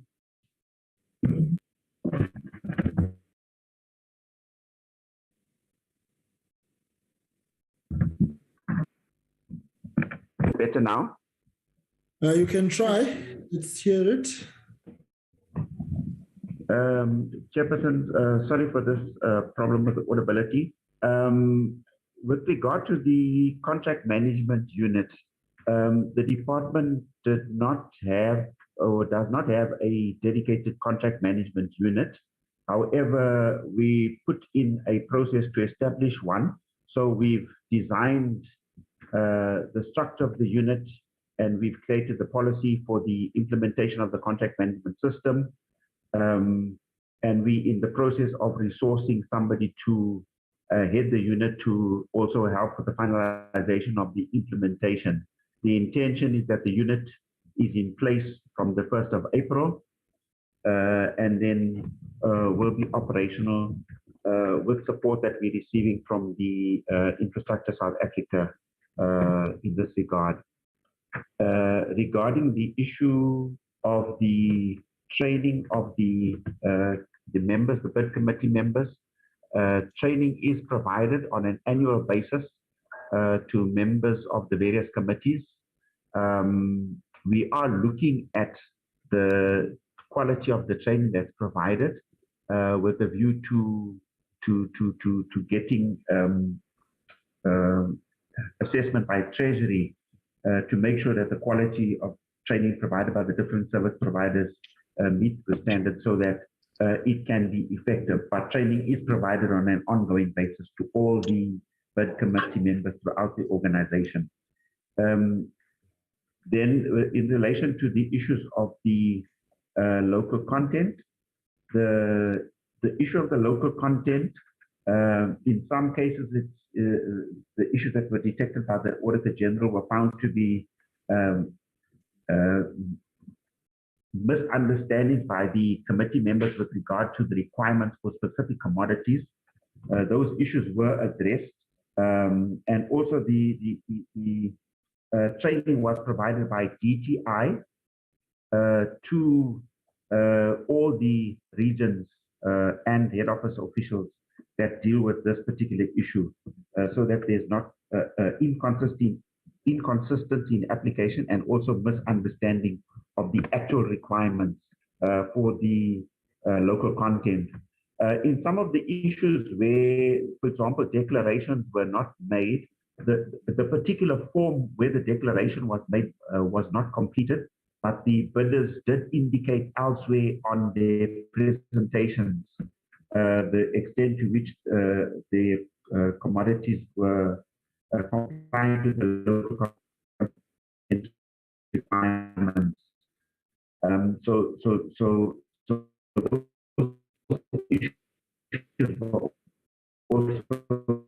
Mr. Isaacs, I don't know, we are specific. Mr. Isaacs. Mr. Isaacs. Yes. I don't think any of us heard the last part. Can you try and sort out your connection, and then you can come back with that response, because we just didn't hear it. I think you're buffering quite terribly. So if you can just sort that out. Honorable Family, please proceed, and then let's just park that whilst Mr. Isaacs tries to sort himself out. Okay, while we're on that, I just want to know how we're going to get an update on the contract management unit. That is something we mustn't lose sight of going forward. It comes out of the scope of regular recommendations, and I really want us to be updated on that going forward as well. That's extremely important. Then material irregularities. The DPWI portfolio commenced with the Public Audit Act of 1920. To date, there have been 7 material irregularities that have been issued, resulting in a cumulative loss of 43.3 million. Some of these issues have already been discussed during scope of hearings. So what I would like at this point, if possible, please, is an update on the issue of the state funerals. And then once we've had that, I'm going to get onto the issue of the Bite Bridge fence.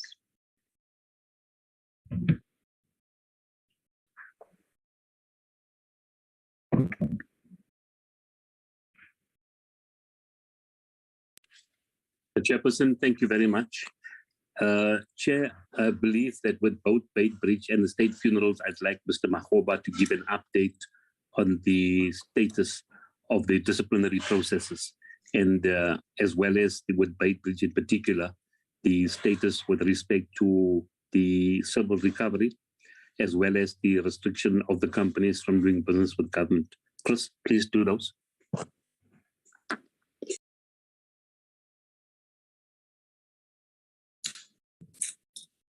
Thank you, DG.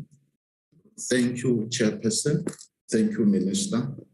With regard to the disciplinary inquiries that we are managing, I will start with the Bait Bridge border post project. The disciplinary hearing for the Bait Bridge border post project investigation report were set down from the 14th of February until the 25th of February, so as to finalize the matter. The hearings were set. They are currently continuing, with the state leading its last witness today in closing its case. And the employer parties the employee parties will be opening their case possibly tomorrow after cross-examining the last witness. So the hearings, we intend to conclude them by Friday, unless otherwise the employee cases may proceed beyond this week, Friday. That is on the Bait Bridge border post project investigation inquiry. On the funerals report, and Chairperson, the charges have been finalized against the 2 senior managers. However, given the fact that there was another investigation report which was provided to us by AGSA, having similar findings against the same officials and the companies. It was decided that we include those charges into to be managed by the same legal team who are dealing with the funerals. Now, the charges have been finalized for the funerals. Now, the second charges, which are for site production, the state events, are being finalized by council. We've just discussed last week with State Attorney that the senior counsel whom we have managing this appears to be busy. We are considering to debrief him this week and we get another one. We've noted that we have submitted all the documentation. It's taking time to finalize the last part of the charges. Yeah, it's taking too long. So we are talking with State Attorney that if we debrief and then we retain the junior, then we should be able to start with the hearings in March. That's on the funerals. The PSC disciplinary hearings, like we reported initially, they are proceeding very well. They were categorized into two groups. The first group, the hearings were scheduled this week. Unfortunately, we have got a number of dependencies, which was the critical witness from PSC, who is the investigator. Unfortunately, they were not available for the greater part of this week, and the hearings were postponed from March 21 to 22. Now, the investigators of PSC in this case are the critical witnesses. For the second part, like we've said, the chairperson has ruled by separating the cases, and the state attorney is appointing another chairperson. Those hearings are now ready for my team is now negotiating with the initiator and the other side to get suitable days for their hearings. We anticipate that between March and April, they should be all set down for full hearings, because most of the issues were addressed to accommodate those employees who were not available at the time, and also the representatives of the unions. So now they are negotiating suitable days for hearings. Most of the issues were ironed out and the rules by the chairperson. So that's the report on the three disciplinary inquiries. Thank you very much, DG. Can we please just go back to the Boat Bridge matter? Because, I mean, there has been very slow progress. So I'm glad to hear they're going ahead. But what is happening to the disciplinary processes of the two officials is not being dealt with by the department. I know there was quite a lot said about that in the last meeting we had with this department. Oh, yes. Thank you. Chris, that's not for the department. I believe that will be for the minister. The two additional officials would be the minister's advisor and the suspended DG for the minister's response. Yes, thank you. But maybe I thought maybe it was relating to those senior management members who have issued a court application to review the report. Remember here, the chairperson of the hearings agreed with the employee party when they were making application for indefinite postponement of the hearing. We have since decided to review the decision of the chairperson in the labor court. The application has been served on the employee party after issuing by the court, then it was filed. Now we are waiting for the employee party to indicate whether they are opposing or not. But so far, since it was served, I think on the 2nd or 4th February, there's never been any notice of intention to oppose. Now, we needed to review the decision of the chairperson by indicating that the pending application in the High Court was sufficient enough to grant the employees an opportunity to finalize that matter there, to proceed with the hearing. So we have served that. The application has been filed. We're waiting for the employee party to then respond. Thank you, Chair.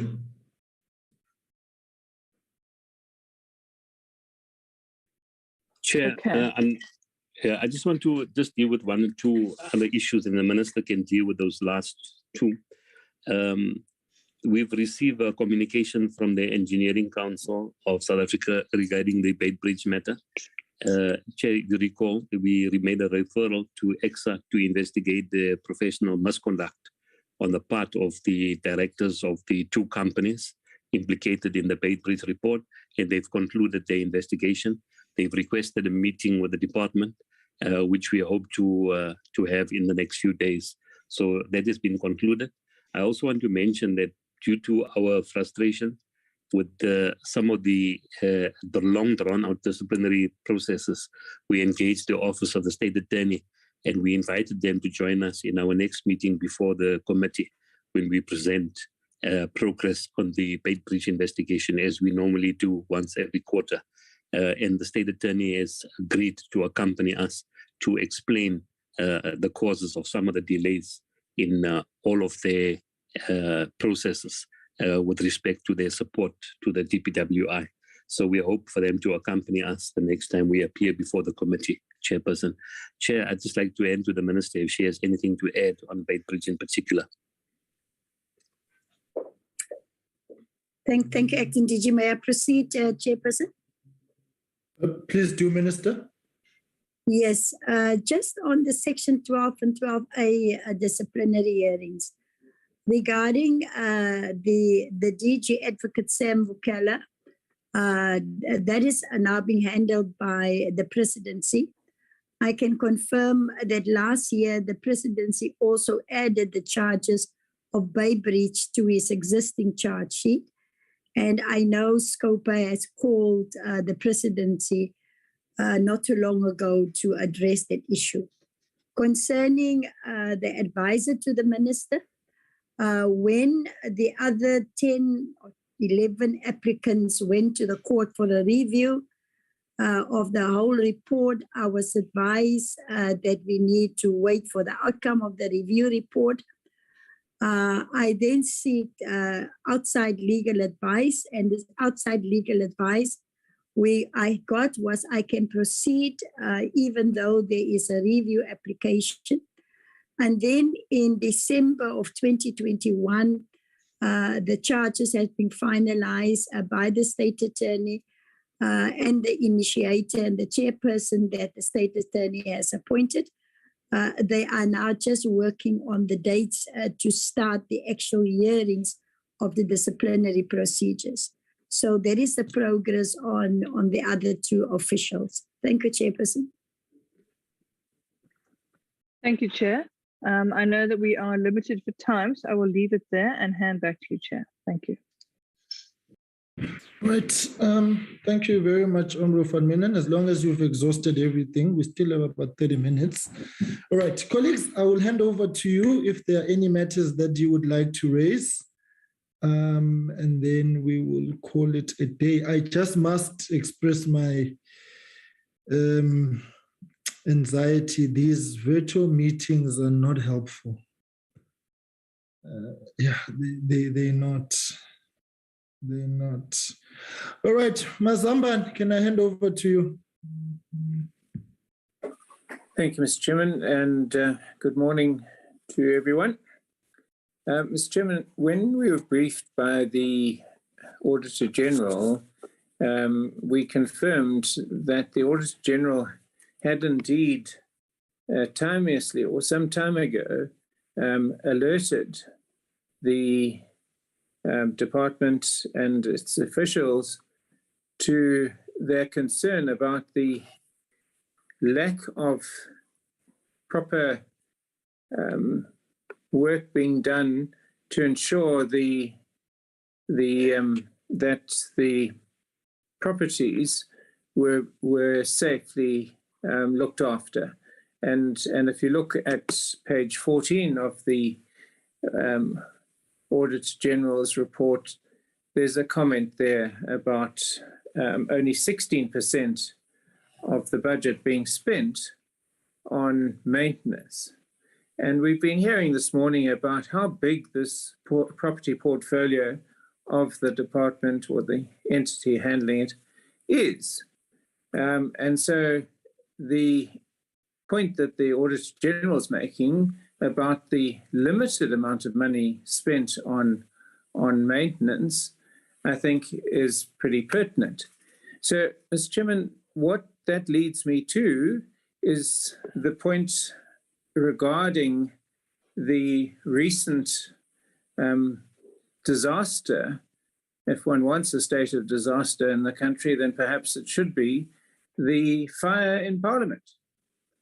And so I'm sure that there's a lot of background work being done to try and establish the reasons for that fire. But my question then is to Minister Diddle. If it then transpires that the department or the entity failed in their duty to protect that property, the Parliament of South Africa, will you then resign as the Minister of Public Enterprises? Thank you, Mr. Chairman. All right. I was sorry to have interrupted you there, Honorable List. Can we please mute our devices if we are not speaking? Humbly so. The feedback is absolutely just terrible and it's intrusive when someone else is on the platform. All right, Minister, and then Honorable Somya, you will be next.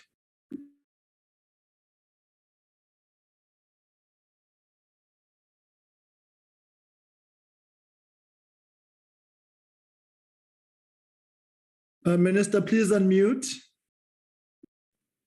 Sorry, I'm talking to myself. Honorable Chair, I say the department must respond to the unspent maintenance. My recent engagement with the department on maintenance and facility management was a projection of over 224 million overspent. And I have instructed that that should not be the case. Overspent is also irregular. So I think they're best placed to answer that on maintenance and facility management.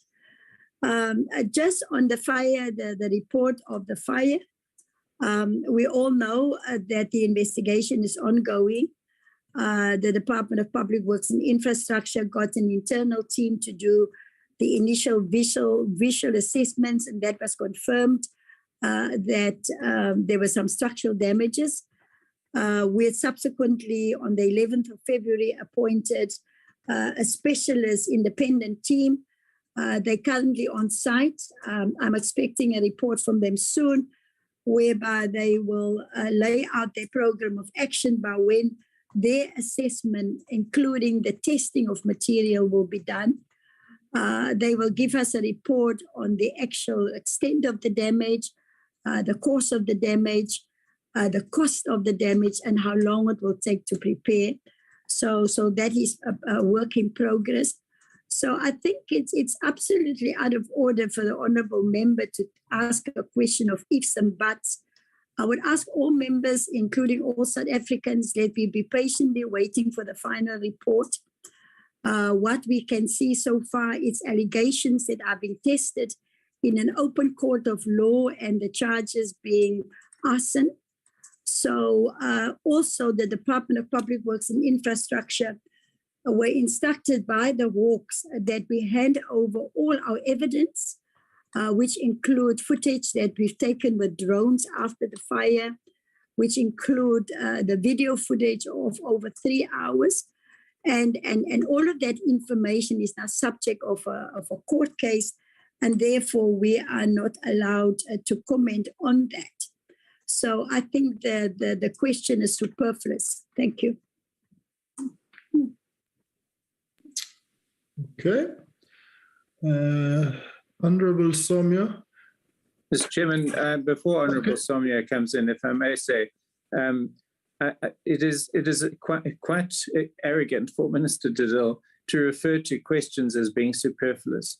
It's a very simple question. It simply was that if at the end of all these investigations, there is a direct causal link between a failure of her department and the fire in Parliament, would she resign? She's clearly not wanting to answer that question, and so the answer presumably is she won't resign. But anyway, Mr. Chairman, the kind of innuendos are completely uncalled for.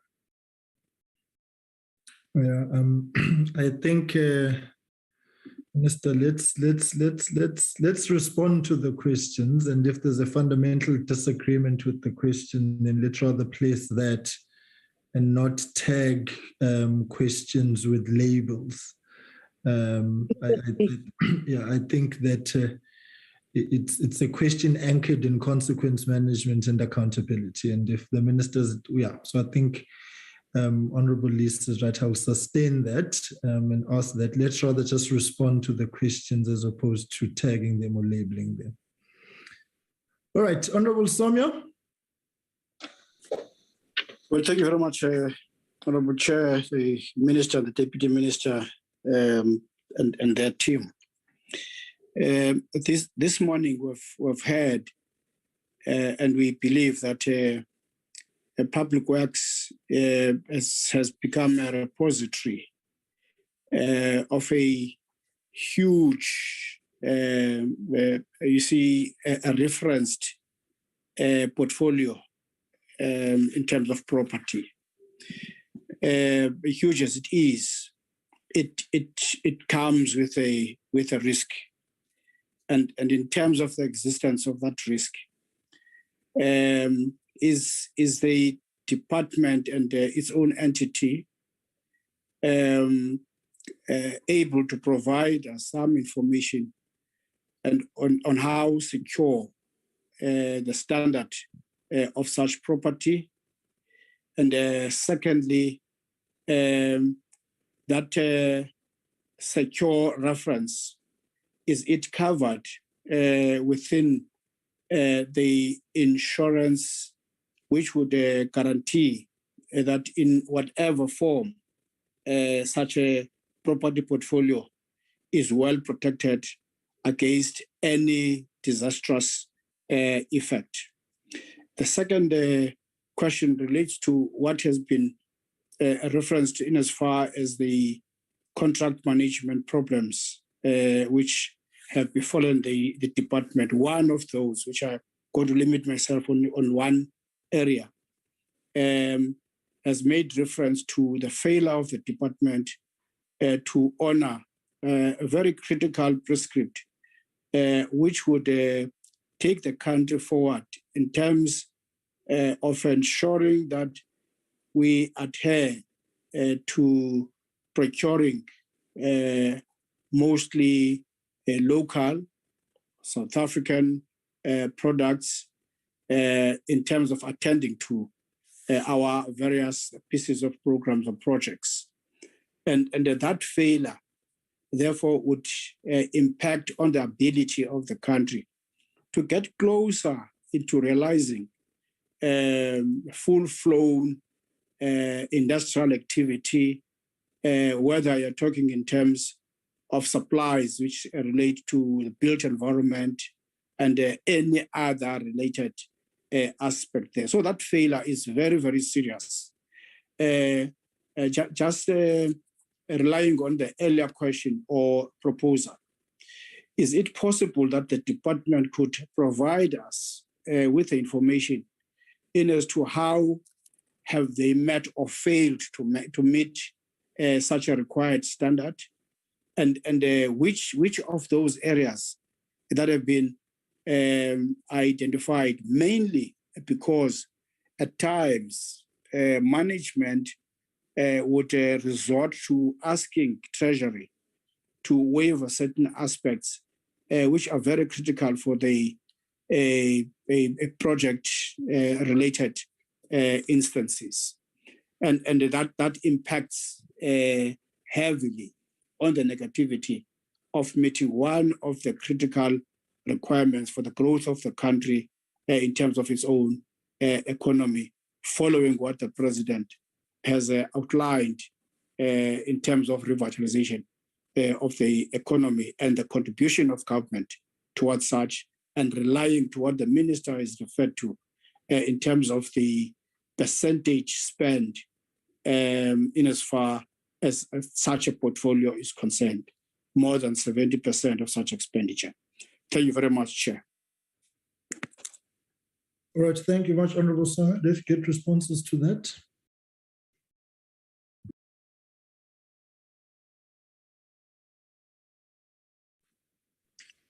Yes, Chairperson. Oh, thank you, Minister. It's fine.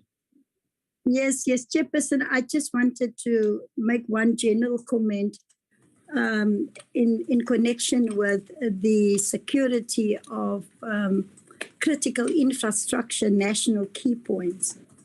It will be helpful going into the future that we operationalize the Critical Infrastructure Act that was signed off by the President in 2019. Because in there are structures proposed that need to be put together. But also in the Act, it also is prescribed that we have to report to Parliament every 6 months. So I think the Critical Infrastructure Act will go a long way in dealing with security of national key points and critical infrastructure. Over to Acting DG. Thank you. Yes, thank you very much, Minister. Chairperson, the other questions from Honorable Somyo, he raised the issue of the insurance of the state-owned buildings. And we've been confronted with this question in the recent past. And we directed in this regard by the National Treasury regulation on what they call self-insurance. The state will bear its own losses in the event of a disaster. So we are largely directed by the National Treasury regulation. In fact, that Treasury regulation does allow insurance, but only on movable assets, and it's limited, I believe, to 5 million per annum per vote. So it's very limited, but that only applies to movable assets. With the immovable assets that we have in the size of our portfolio, the National Treasury regulations direct that we must confine ourselves to self-insurance. So when we have particular challenges, as we've had with Parliament, I can say without any risk of compromising any confidentiality that we have been in conversation with National Treasury as well as Parliament regarding any budgetary needs we may have in the short term as well as medium term. But as the Minister has explained, the exercise to quantify the damages and to look at possible options on how we respond to those damages is still under consideration. But the conversation has commenced with the National Treasury, and we pursue the so-called policy of self-insurance by absorbing our own losses. With respect to contract management and the procurement of local, I believe Mr. Isaacs has covered that, but he would also add to it. I believe he's back online. And with respect to revitalization of the economy, I'd like my other colleagues to also comment, especially Mr. Kubeka, who's online, is responsible for the facilities management program, as well as some of our strategic projects, as well as Ms. Neleti Makubele, who's responsible for our leasing program. That with respect to some of our projects, Chairperson, that our EPWP, we have a new policy that is in the pipeline, that is going to be released for consultation, and where the Minister has made a number of interventions to effect a new program in EPWP that utilizes the incentive grants differently and also seeks to pay the minimum wage. So we're seeking to use EPWP in a more constructive and productive manner and to reform the EPWP program. With respect to CPM in particular, Chairperson, that we can't afford to underspend our budgets in CPM, that we have this perpetual underspending of our construction budgets with the consequence that we have construction contractors in abeyance and in uncertainty, and we create a situation where opportunity costs are huge. Jobs that could and might have been created are lost, and the economic activity that emanates from this, that spending is lost. And our construction program is quite significant in terms of the overall economic activity. But I'd like to also give an opportunity to our head of REMS. They have a program underway called the Letting Out Strategy. and she can come in and talk about it, where we're seeking to mobilize and harness our portfolio and release property and land to the public for use, to stimulate economic activity and to revitalize the economy and play our role. Then we also have a number of strategic projects Mr. Kubeka will talk about, where we are seeking to engage the economy at different levels based on those 52 or 60 projects that have been categorized as strategic integrated projects. He'll talk about how we play a role in economic revitalization. So Mr. Kubeka, if I can ask you, followed by Neleti, to please talk to these quickly. Please come in. I'm not sure whether those are substantively necessary at this point. So I think the fundamental issue is, can we just park that, unless Honorable Som you'd want that now, and also noting the Minister will be departing at 12. But of course the meeting is already ending at 12. Because I just want to make sure that, colleagues, are there any questions which are specifically for the Minister at this point? Chair. Honorable Somya? Those matters are very substantive because they've got something to do with the life of our own communities. The President has outlined the future of this country in SONA, and it, without saying, it goes together what each department contributes in terms of that direction.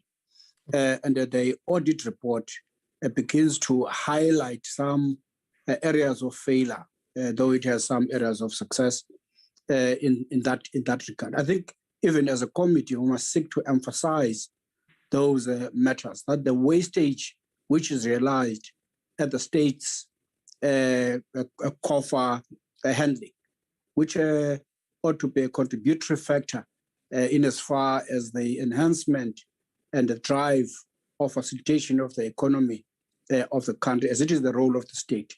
And therefore, this department is one of the departments that hold huge amounts in that regard. The safety of their infrastructure, the level of holding that kind of a required brief in as far as the audited standing of their portfolio in terms of property. It's a necessity, because a loss to such gets back into the states and eats into what we ought to have contributed in terms of the development of the country. So those questions are very substantive, which ought to be looked into. Yeah. No, they will respond to. They will respond to that. Can I just ask that they hold a second if there's any matter for the Minister, and then we will then go to those responses. Going once, going twice, going thrice. Okay, Minister, I just have one or two questions before you leave, as I think one of the matters has been raised too. And Babsoma, thank you for that. Those responses will come as soon as the Minister is done. Insofar as the parliamentary fire is concerned, because I think it exposes all of us to probably in a more involved manner the operations of the department and the management of property thereof.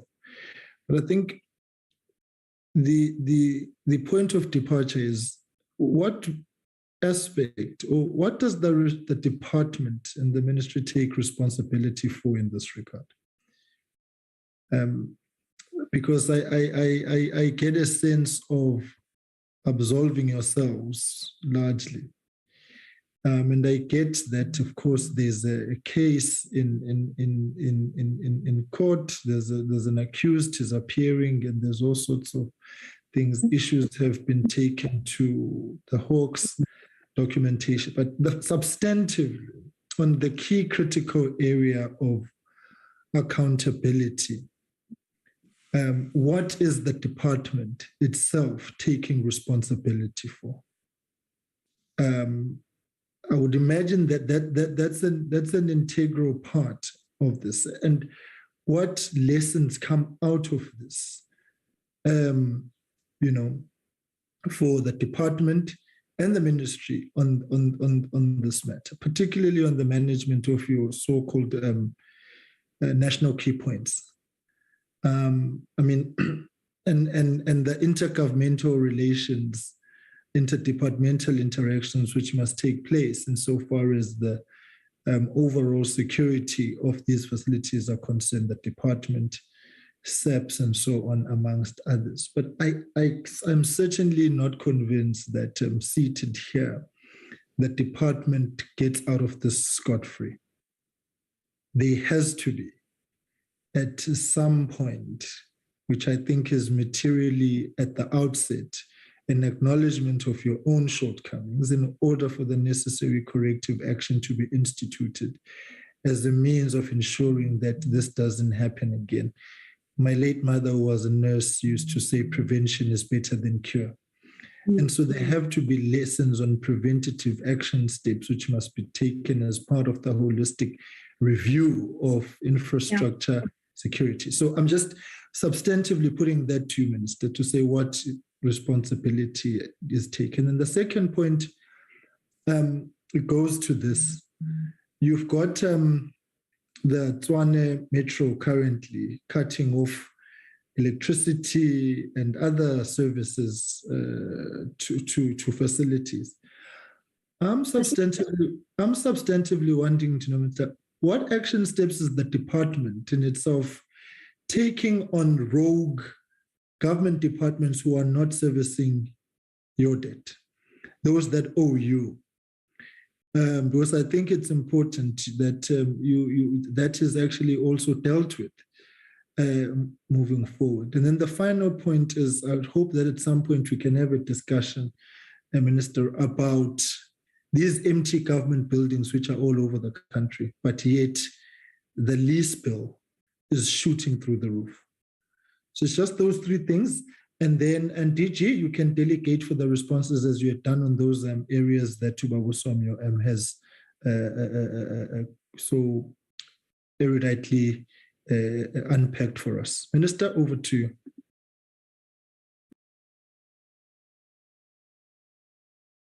Minister, please unmute. I always do this. Chairperson, thank you for your question. I think what I want to make clear up front, Chairperson, is that we are in no way dodging responsibility or accountability.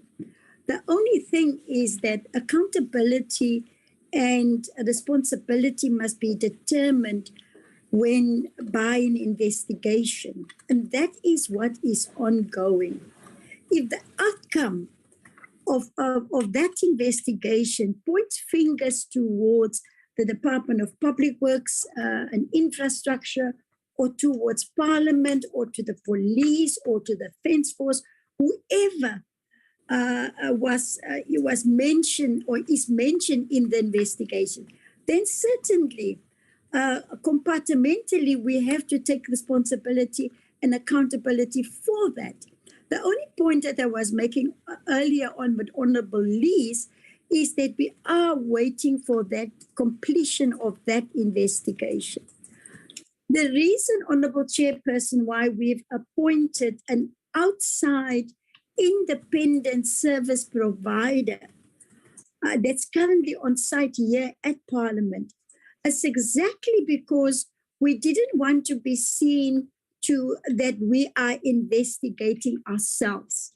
So this is how far we have gone to make sure that the final report is objective, that it gives us the facts, and then once the final report is coming out and there is responsibility or accountability for Public Works, we will certainly entertain it at that time and we will then pronounce accordingly. So I don't want to create the impression that, you know, we are running away in any way, Chairperson.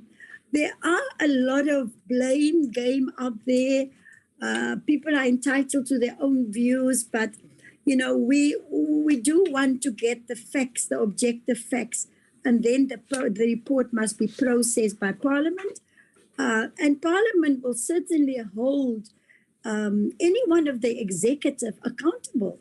And we are for that process, and we will bring those reports to Parliament to hold the executive to account.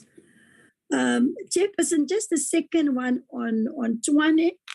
Yes, we have been working well with the organization.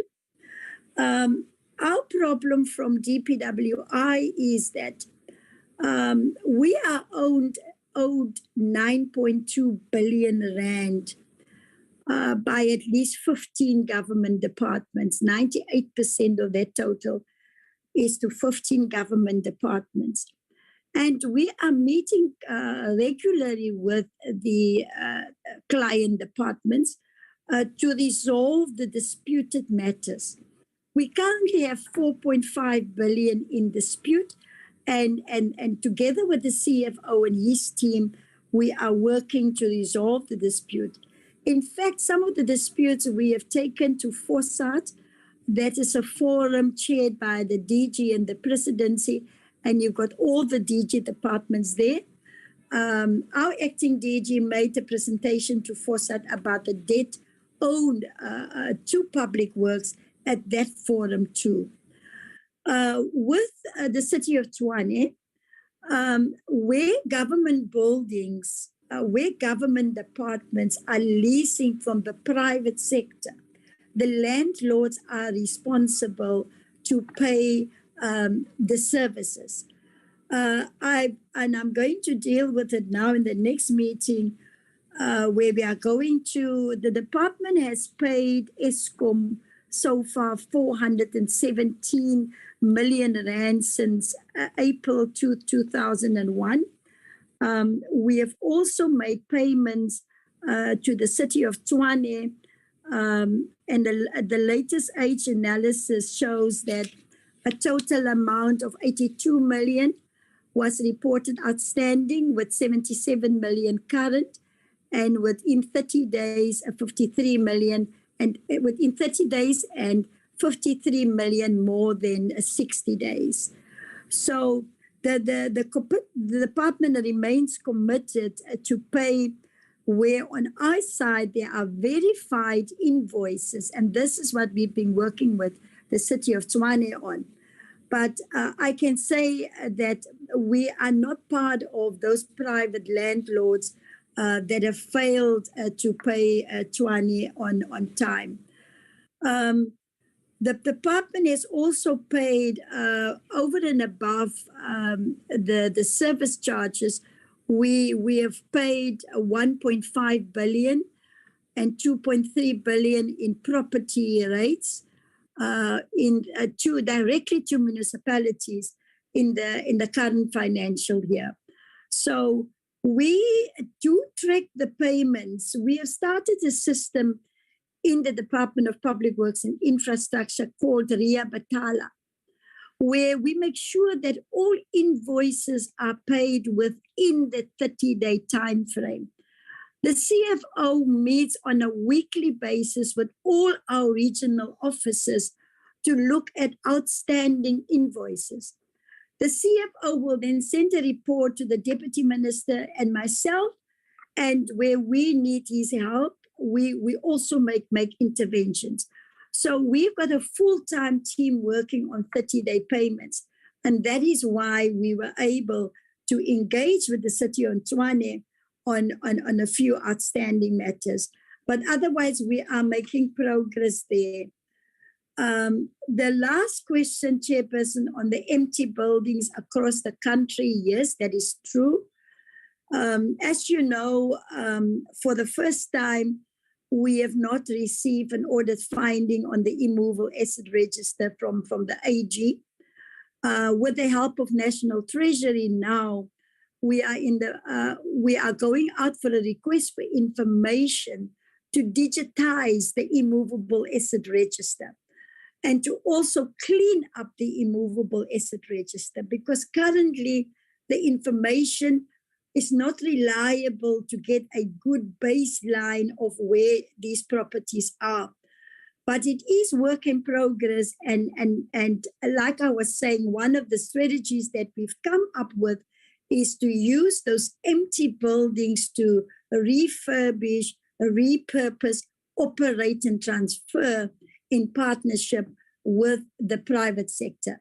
And once we've concluded the pilot and the proof of concept in the first quarter of the year, we are already busy packaging 200 of those empty, unused buildings that we can put out into the market in the second quarter of the next financial year. So those are just part of our plans, Chairperson, to deal with these empty buildings. We also spend a lot of money on employing security companies to guard these empty buildings. And that is a huge cost to the department. And we are confident with at least this one strategy that we're now doing, we will be able to deal with all of those empty buildings too. I receive regular information from members of parliament where they do constituency work about empty buildings, about problems of leases. And normally that is very helpful and guide us to where there are empty buildings that's dilapidated, that is a risk, that's a problem building. So it's all work in progress, Chairperson. I hope I have answered your questions sufficiently. I thank you. Well, thank you very much, Minister. I think the one thing that we'll request is that list of those that owe you, yes. And when the matter is actually to be concluded in terms of those disputes insofar as the outstanding the debt from yes from the government departments. I think we need to provide if we can be provided with that list, so we can also raise that matter with them. Yes. Even when they appear before us for one thing or the other. So I think that list will be necessary. Thank you, Chairperson. Are there any other questions for the Minister before we let her go? And then DG will hand over back to you. Thank you very much. Thank you very much. Much appreciated. Right, DG, I'm over to you. Thank you very much, Chairperson. Chair, we will start with Honorable Somyo's questions, and then I want to share with the Chairperson and members of the committee the principles, the 10 principles which we propose to the Minister as part of our reform program. I'd like to ask CJ Abrams, who's the head of EPWP, to speak about how we are using that program to intervene with respect to the social net on the one hand, and job creation on the other. EPWP is somewhere in the middle, and we've been looking at reforming the historical and traditional way we respond to the unemployment problem with the new policy position, which CJ will deal with. Kosana will follow. Kobeka is the head of our PMO chairperson. He will talk about the strategic integrated projects and those that the department is responsible for, and how we are creating some kind of economic activity in those areas. And then Ms. Neleti Makubele is responsible for our state-owned as well as leased-in buildings. She'll talk about our letting out strategy and talk to the issue raised by the Minister on how we are seeking to use those vacant buildings and put them to economic use. So, Chair, I'd just like the three of them to come in one after the other. Thank you very much. CJ, first to you.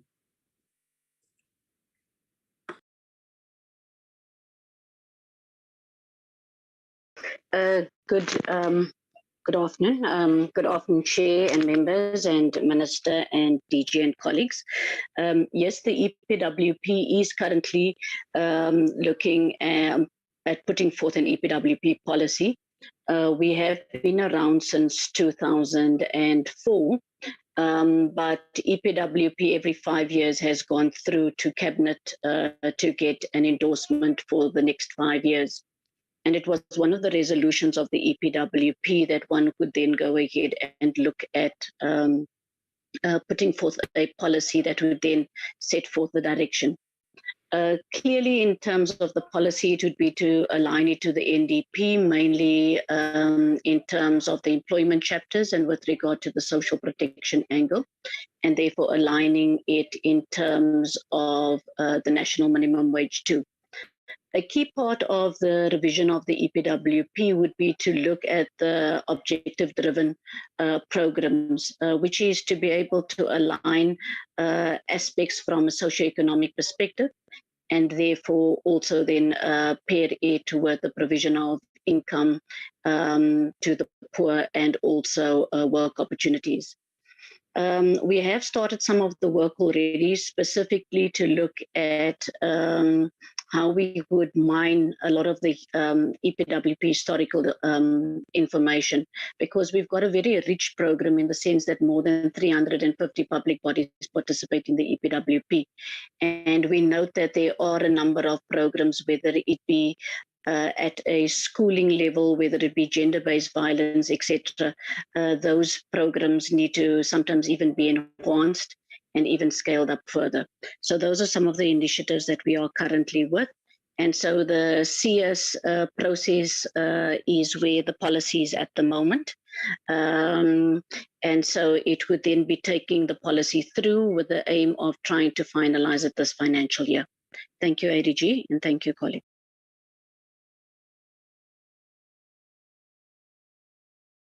Kosana. Good. Honorable Chair, honorable members, and the executive of the department. Chairperson, the name is Nkosana Kupega. I'm the acting DDG responsible for program management. With regard to the issues raised on our contribution to the economic recovery, we currently are implementing a program of repairs and maintenance as part of the small harbor development. This program is happening in the 13 proclaimed fishing harbors in the Western Cape. We have the project is now 97% complete. We have created 894 job opportunities, and we have contributed to the local SMMEs to the value of 114 million within those proclaimed fishing harbors. That is the phase one of the program. The phase two of the program is looking into the new fishing harbors in the Eastern Cape and KwaZulu-Natal, and the two nodal areas that have been identified are going to form part of the new Eastern Cape Developmental Seaport City that the President has launched recently. So we are working with the contribution from the Chinese government to finalize the feasibility studies in these areas so that we can then be able then to define the actual areas where these fishing harbors will have to be constructed. The second area, Chairperson and members, is what the President has announced at SONA, that we will be escalating and enhancing the Rural Bridges Program in partnership with the National Defence Force. We are upscaling to 95 bridges per year in the 6 provinces that have already given us sites where these programs will have to be constructed. We're working with National Treasury GTEC on the implementation of a new program, which is the Integrated Energy Efficiency Program. Sorry, Chair. Yes, Babsona? Yeah, my question relates to the Auditor General's finding. You can have all those kinds of things, projects, program, ABCTE. The area of interest is that how do you sustain, maintain your contribution through local content, something which is not observed maximally by the department on what you are involved in terms of your contract management. I think that's what we need to insist on. So that if you list those areas, you need to somewhat provide us with a detail around those matters. You might provide them today or give us a written response which is going to give that detail in terms of time.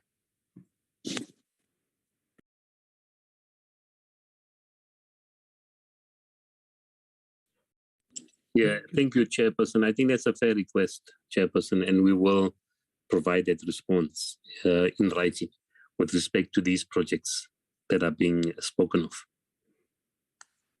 Okay. Should I continue with Ms. Makubele? Anything that needs to be submitted in writing, can it be submitted by next week, Wednesday, close of business, please? No, the Chair. Chair, Ms. Makubele, is she still required to come in to talk about our let-out strategy and the vacant buildings? Yeah, I think that will be very relevant with our empowerment strategy for localization as well. Yes, but Bob Somio has indicated the importance of you speaking. Yes. Let's go to that. Appreciate it, Chair. Ms. Makubele?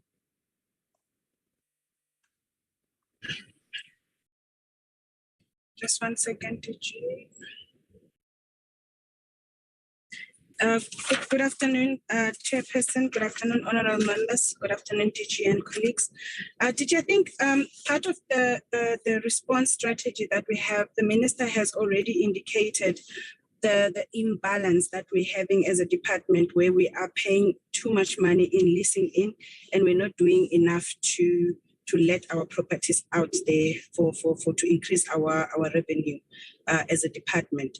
So what we have done, we have developed a circular where we are going to let out our properties, whether it's agricultural land or prime land or residential properties, where we are going to expect proposals from business out there to come and give us proposals in terms of what they can do in those properties, and then we can draw revenue from them. But what is important there, part of our evaluation strategy of those proposals is that we need to look at what are they going to do for those various communities where these properties are, in terms of youth empowerment, women empowerment, and other employment opportunities that may arise. And that is what we're going to use to evaluate them, or at least that will put them in a better state for us to consider their proposals. But we are going to start also in this, the advertisement is going to go before the beginning of the new financial year, so that in the new financial year, we start running the program, and then we'll see how it goes. We have identified almost 1,100 odd properties that we're going to target for this. And but for now, we have been given a clearance for about 400 properties that we can start with for us to run the program, Chairperson. So I think that's where we are with the letting out strategy, and we'll leave it at there for now, and we'll give progress report as and when we receive the proposals from business. Thank you, Chairperson. Thank you, TG. Okay. Are there any other issues, colleagues?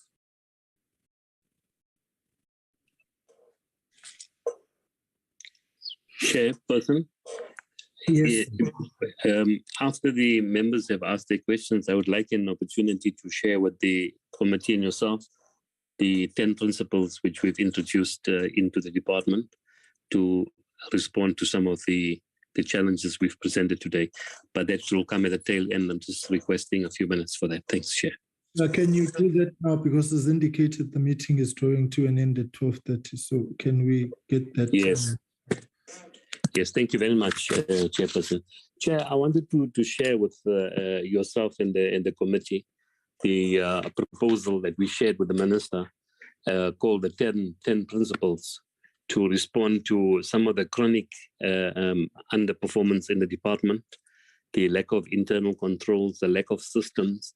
And in fact, they respond to the foundational issues in the department to create that platform to create a capable DPW in contributing to a capable state. So they're very basic in whatever one's ideology may be about business management, that one considered that these 10 interventions should focus our attention in the department and converge our initiatives to begin to respond to audit findings and underperformance issues. I just want to make mention of them. It's almost a list. Let's go right into them. Yes, the first one is a change management program, and it's a recognition that we have organizational culture challenges, and the Deputy Minister was appointed to lead the change management program. It's there to deal with the organizational culture issues and to develop a greater level of responsiveness to service delivery issues. We also introduced a service delivery improvement program. The third issue, Chairperson, is very important. It's called the Business Process Management Program. We're seeking to introduce the Infrastructure Delivery Management System, which is essentially a methodology to deliver infrastructure and incorporates all the standard operating procedures end to end to prescribe how things should be done in the department to deliver infrastructure through leasing, through construction, or whatever the case may be. Number 4 was the ERP Fast Track Program. It was an acknowledgement that this program to automate manual systems was lagging behind, and we introduced the ERP Fast Track system led by our DDG Corporate Services. Then we also have the macro delivery model that we need to look at our 11 regions and bring them closer to head office, and in fact even close some regions because of duplication to create a more lean and robust organization, and also respond to policy issues about the PMTE, that what kind of organizational form is a PMTE going to assume in future. So we have that clarity with respect to our delivery model, and we create a lean organization. Number 6, Chair, was the ethics. We're establishing an ethics, or we've established an ethics unit, a compliance unit, and consequence management unit to respond to some of our ethical foundational issues and consequence management in the department. 7 is contract management and monitoring. And it was raised in the meeting today, Chairperson, that our contract management and monitoring is weak. That leads to under-delivery, project budgets being exceeded, and the contract outcomes and contract outcome failures. So this is led by our DDG SCM, and he spoke about it earlier. We're also introducing an organizational-wide skills assessment, and we've recently finished the skills assessment at the SMS level to determine what do we have. We have 6,000 employees, but what is the skills mix to respond to our mandate? Where are the challenges? Where are the difficulties? And the skills assessment's been done for SMS, and it's being extended to the rest of the organization. 9th, Chair, is the training. We've engaged with the National School of Government to train in risk management, to train in planning, and to train in the management skills and performance management, so that we deal with all those soft skills in the department throughout management and lower as well. And finally, our CFO is leading our clean audit program, and the Minister made mention earlier of the journey and the migration program with respect to a clean audit. We've reached a particular stage where we are dealing with the leases as our high-risk area, and the clean audit program is the final and the 10th area that we're focusing our attention on. So, Chair, I thought I'd just share that with you, that we have a structured program to deal with the governance and the administration and some of the foundational issues that is responsible for some of the challenges that we've presented and shared with the committee today. Chair, thank you very much. All right, thank you very much, DG, for that. I just want to, colleagues, are you all fine? Oh, good. Yeah, bo. Okay. All right, colleagues, I just want to thank, of course, the Minister, Deputy Minister. I'll give you an opportunity now if there are any matters, concluding remarks that you may have on your side. Acting DG, thank you very much, and to our stakeholders as per usual who are all present. I just want to really say that we've heard the responses, but I remain fundamentally concerned at the incoherence which prevails at this point in terms of what we're hearing. And I think, colleagues, we will probably need to do, more follow-up meetings with the department. I think a lot of our time, correctly so, was taken up by the Braid Bridge matter and the consequence management around the funerals and so on. And we may not have given, adequate attention to the other day-to-day issues of the department. which require us to deal with. So that's why I'm saying I'm fundamentally not convinced of most of the things that one has heard today. But as I've said, the submissions next week, Wednesday. And I think, DG, going back to the issue that Honorable Hadebe raised earlier on this morning around what came across as a point of divergence in terms of how you see the issue of the IT systems and so on. I don't think that what you said was contrary to what the minister was saying. Otherwise, if it was, then the system, which is almost 10 years old, should have been fully implemented by now. And I think the fact that there's an over-reliance on a paper-based system is fundamentally in itself a risk to document management in this day and era, but also at the same time, it creates a conducive and enabling environment for corruption to take place and for documents to go missing, and therefore there's no accountability, no consequence management in the absence of documents. So the only other way to explain it is that having procured a system and the system is not in use, is that people don't want to use the system, and I can then therefore categorize that as resistance. So there really has to be,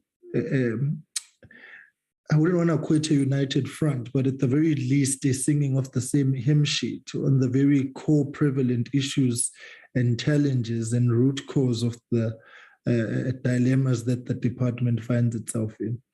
And I fully agree, there's just too much defending and there's too much justification, and Honorable Van Minen is right. Finger pointing is the order of the day.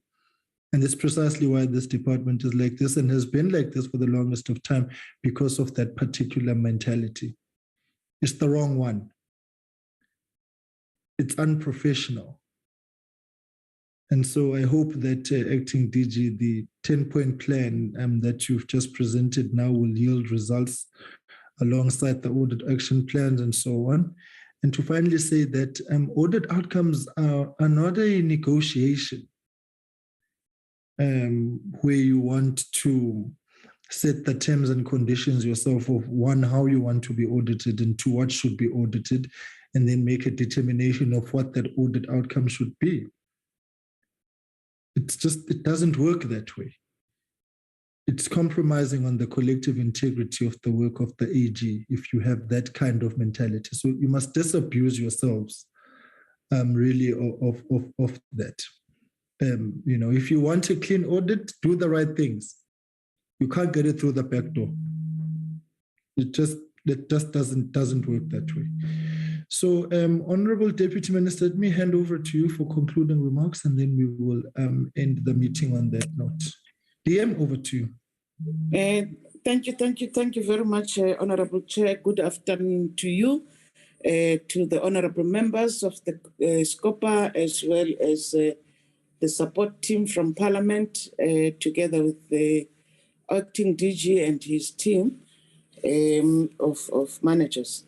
Let me first take the opportunity to appreciate your leadership, Honorable Chairperson. I think your very last comments talk to what they help us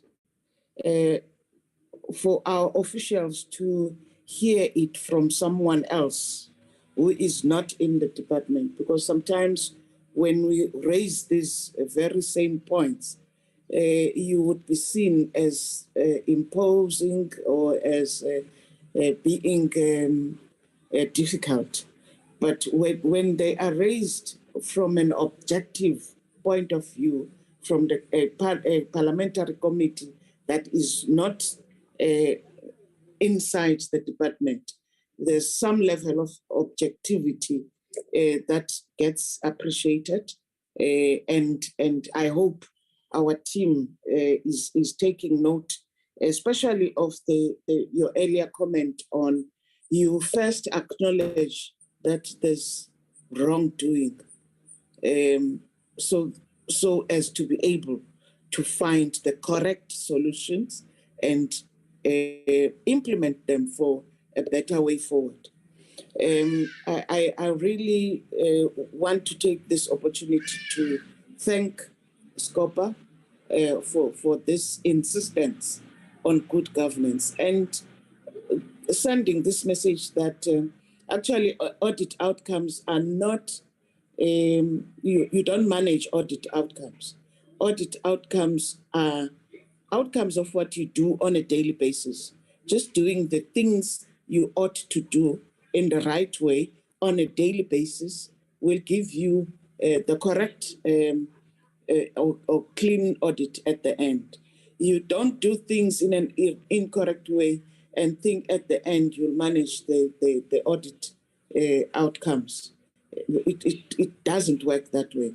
So that message for me is it's very profound coming from yourselves as objective people charged with the responsibility to ensure oversight of the department. I take note of the areas that need that the committee needs further. The proposals on the local content, which we must bring to the committee, and various other areas where you still feel a need for more information. We've taken note of those, and we'll ensure that the committee receives those timelessly. Mine is to thank the work of the committee and commit that we in whatever we do, there's no intended malice in the department. It is not nice for us to be told that this has been happening for the last 10 years, and that which has been happening for the last 10 years is a no good, and it continues to happen under our watch. We're not proud of that, and therefore we will do the best we can to ensure that the necessary change in both attitude and approaches to services to the people of the country that changes, and we'll do everything in our power to ensure that we do get the clean audit, which is a sign of good governance that we really need at this stage. Thank you once more, Chair, for your indulgence, and thank you to all the members of the committee for the positive contributions. Thank you. All right, thank you very much, DM. Colleagues, I think we appreciate that feedback and comments. Right, colleagues, I think we can bring that to an end. And so I think the work with Public Works is a work in progress. And we will make determinations as a committee. And I want to thank Honorable Hadebe and Honorable Van Minen specifically for carrying this hearing this morning so well for all of us and zooming into all the issues with the kind of diligence that they did. So thank you very much, colleagues. And on that note, the meeting stands adjourned. Thank you very much, Chairperson. Thank you, DJ.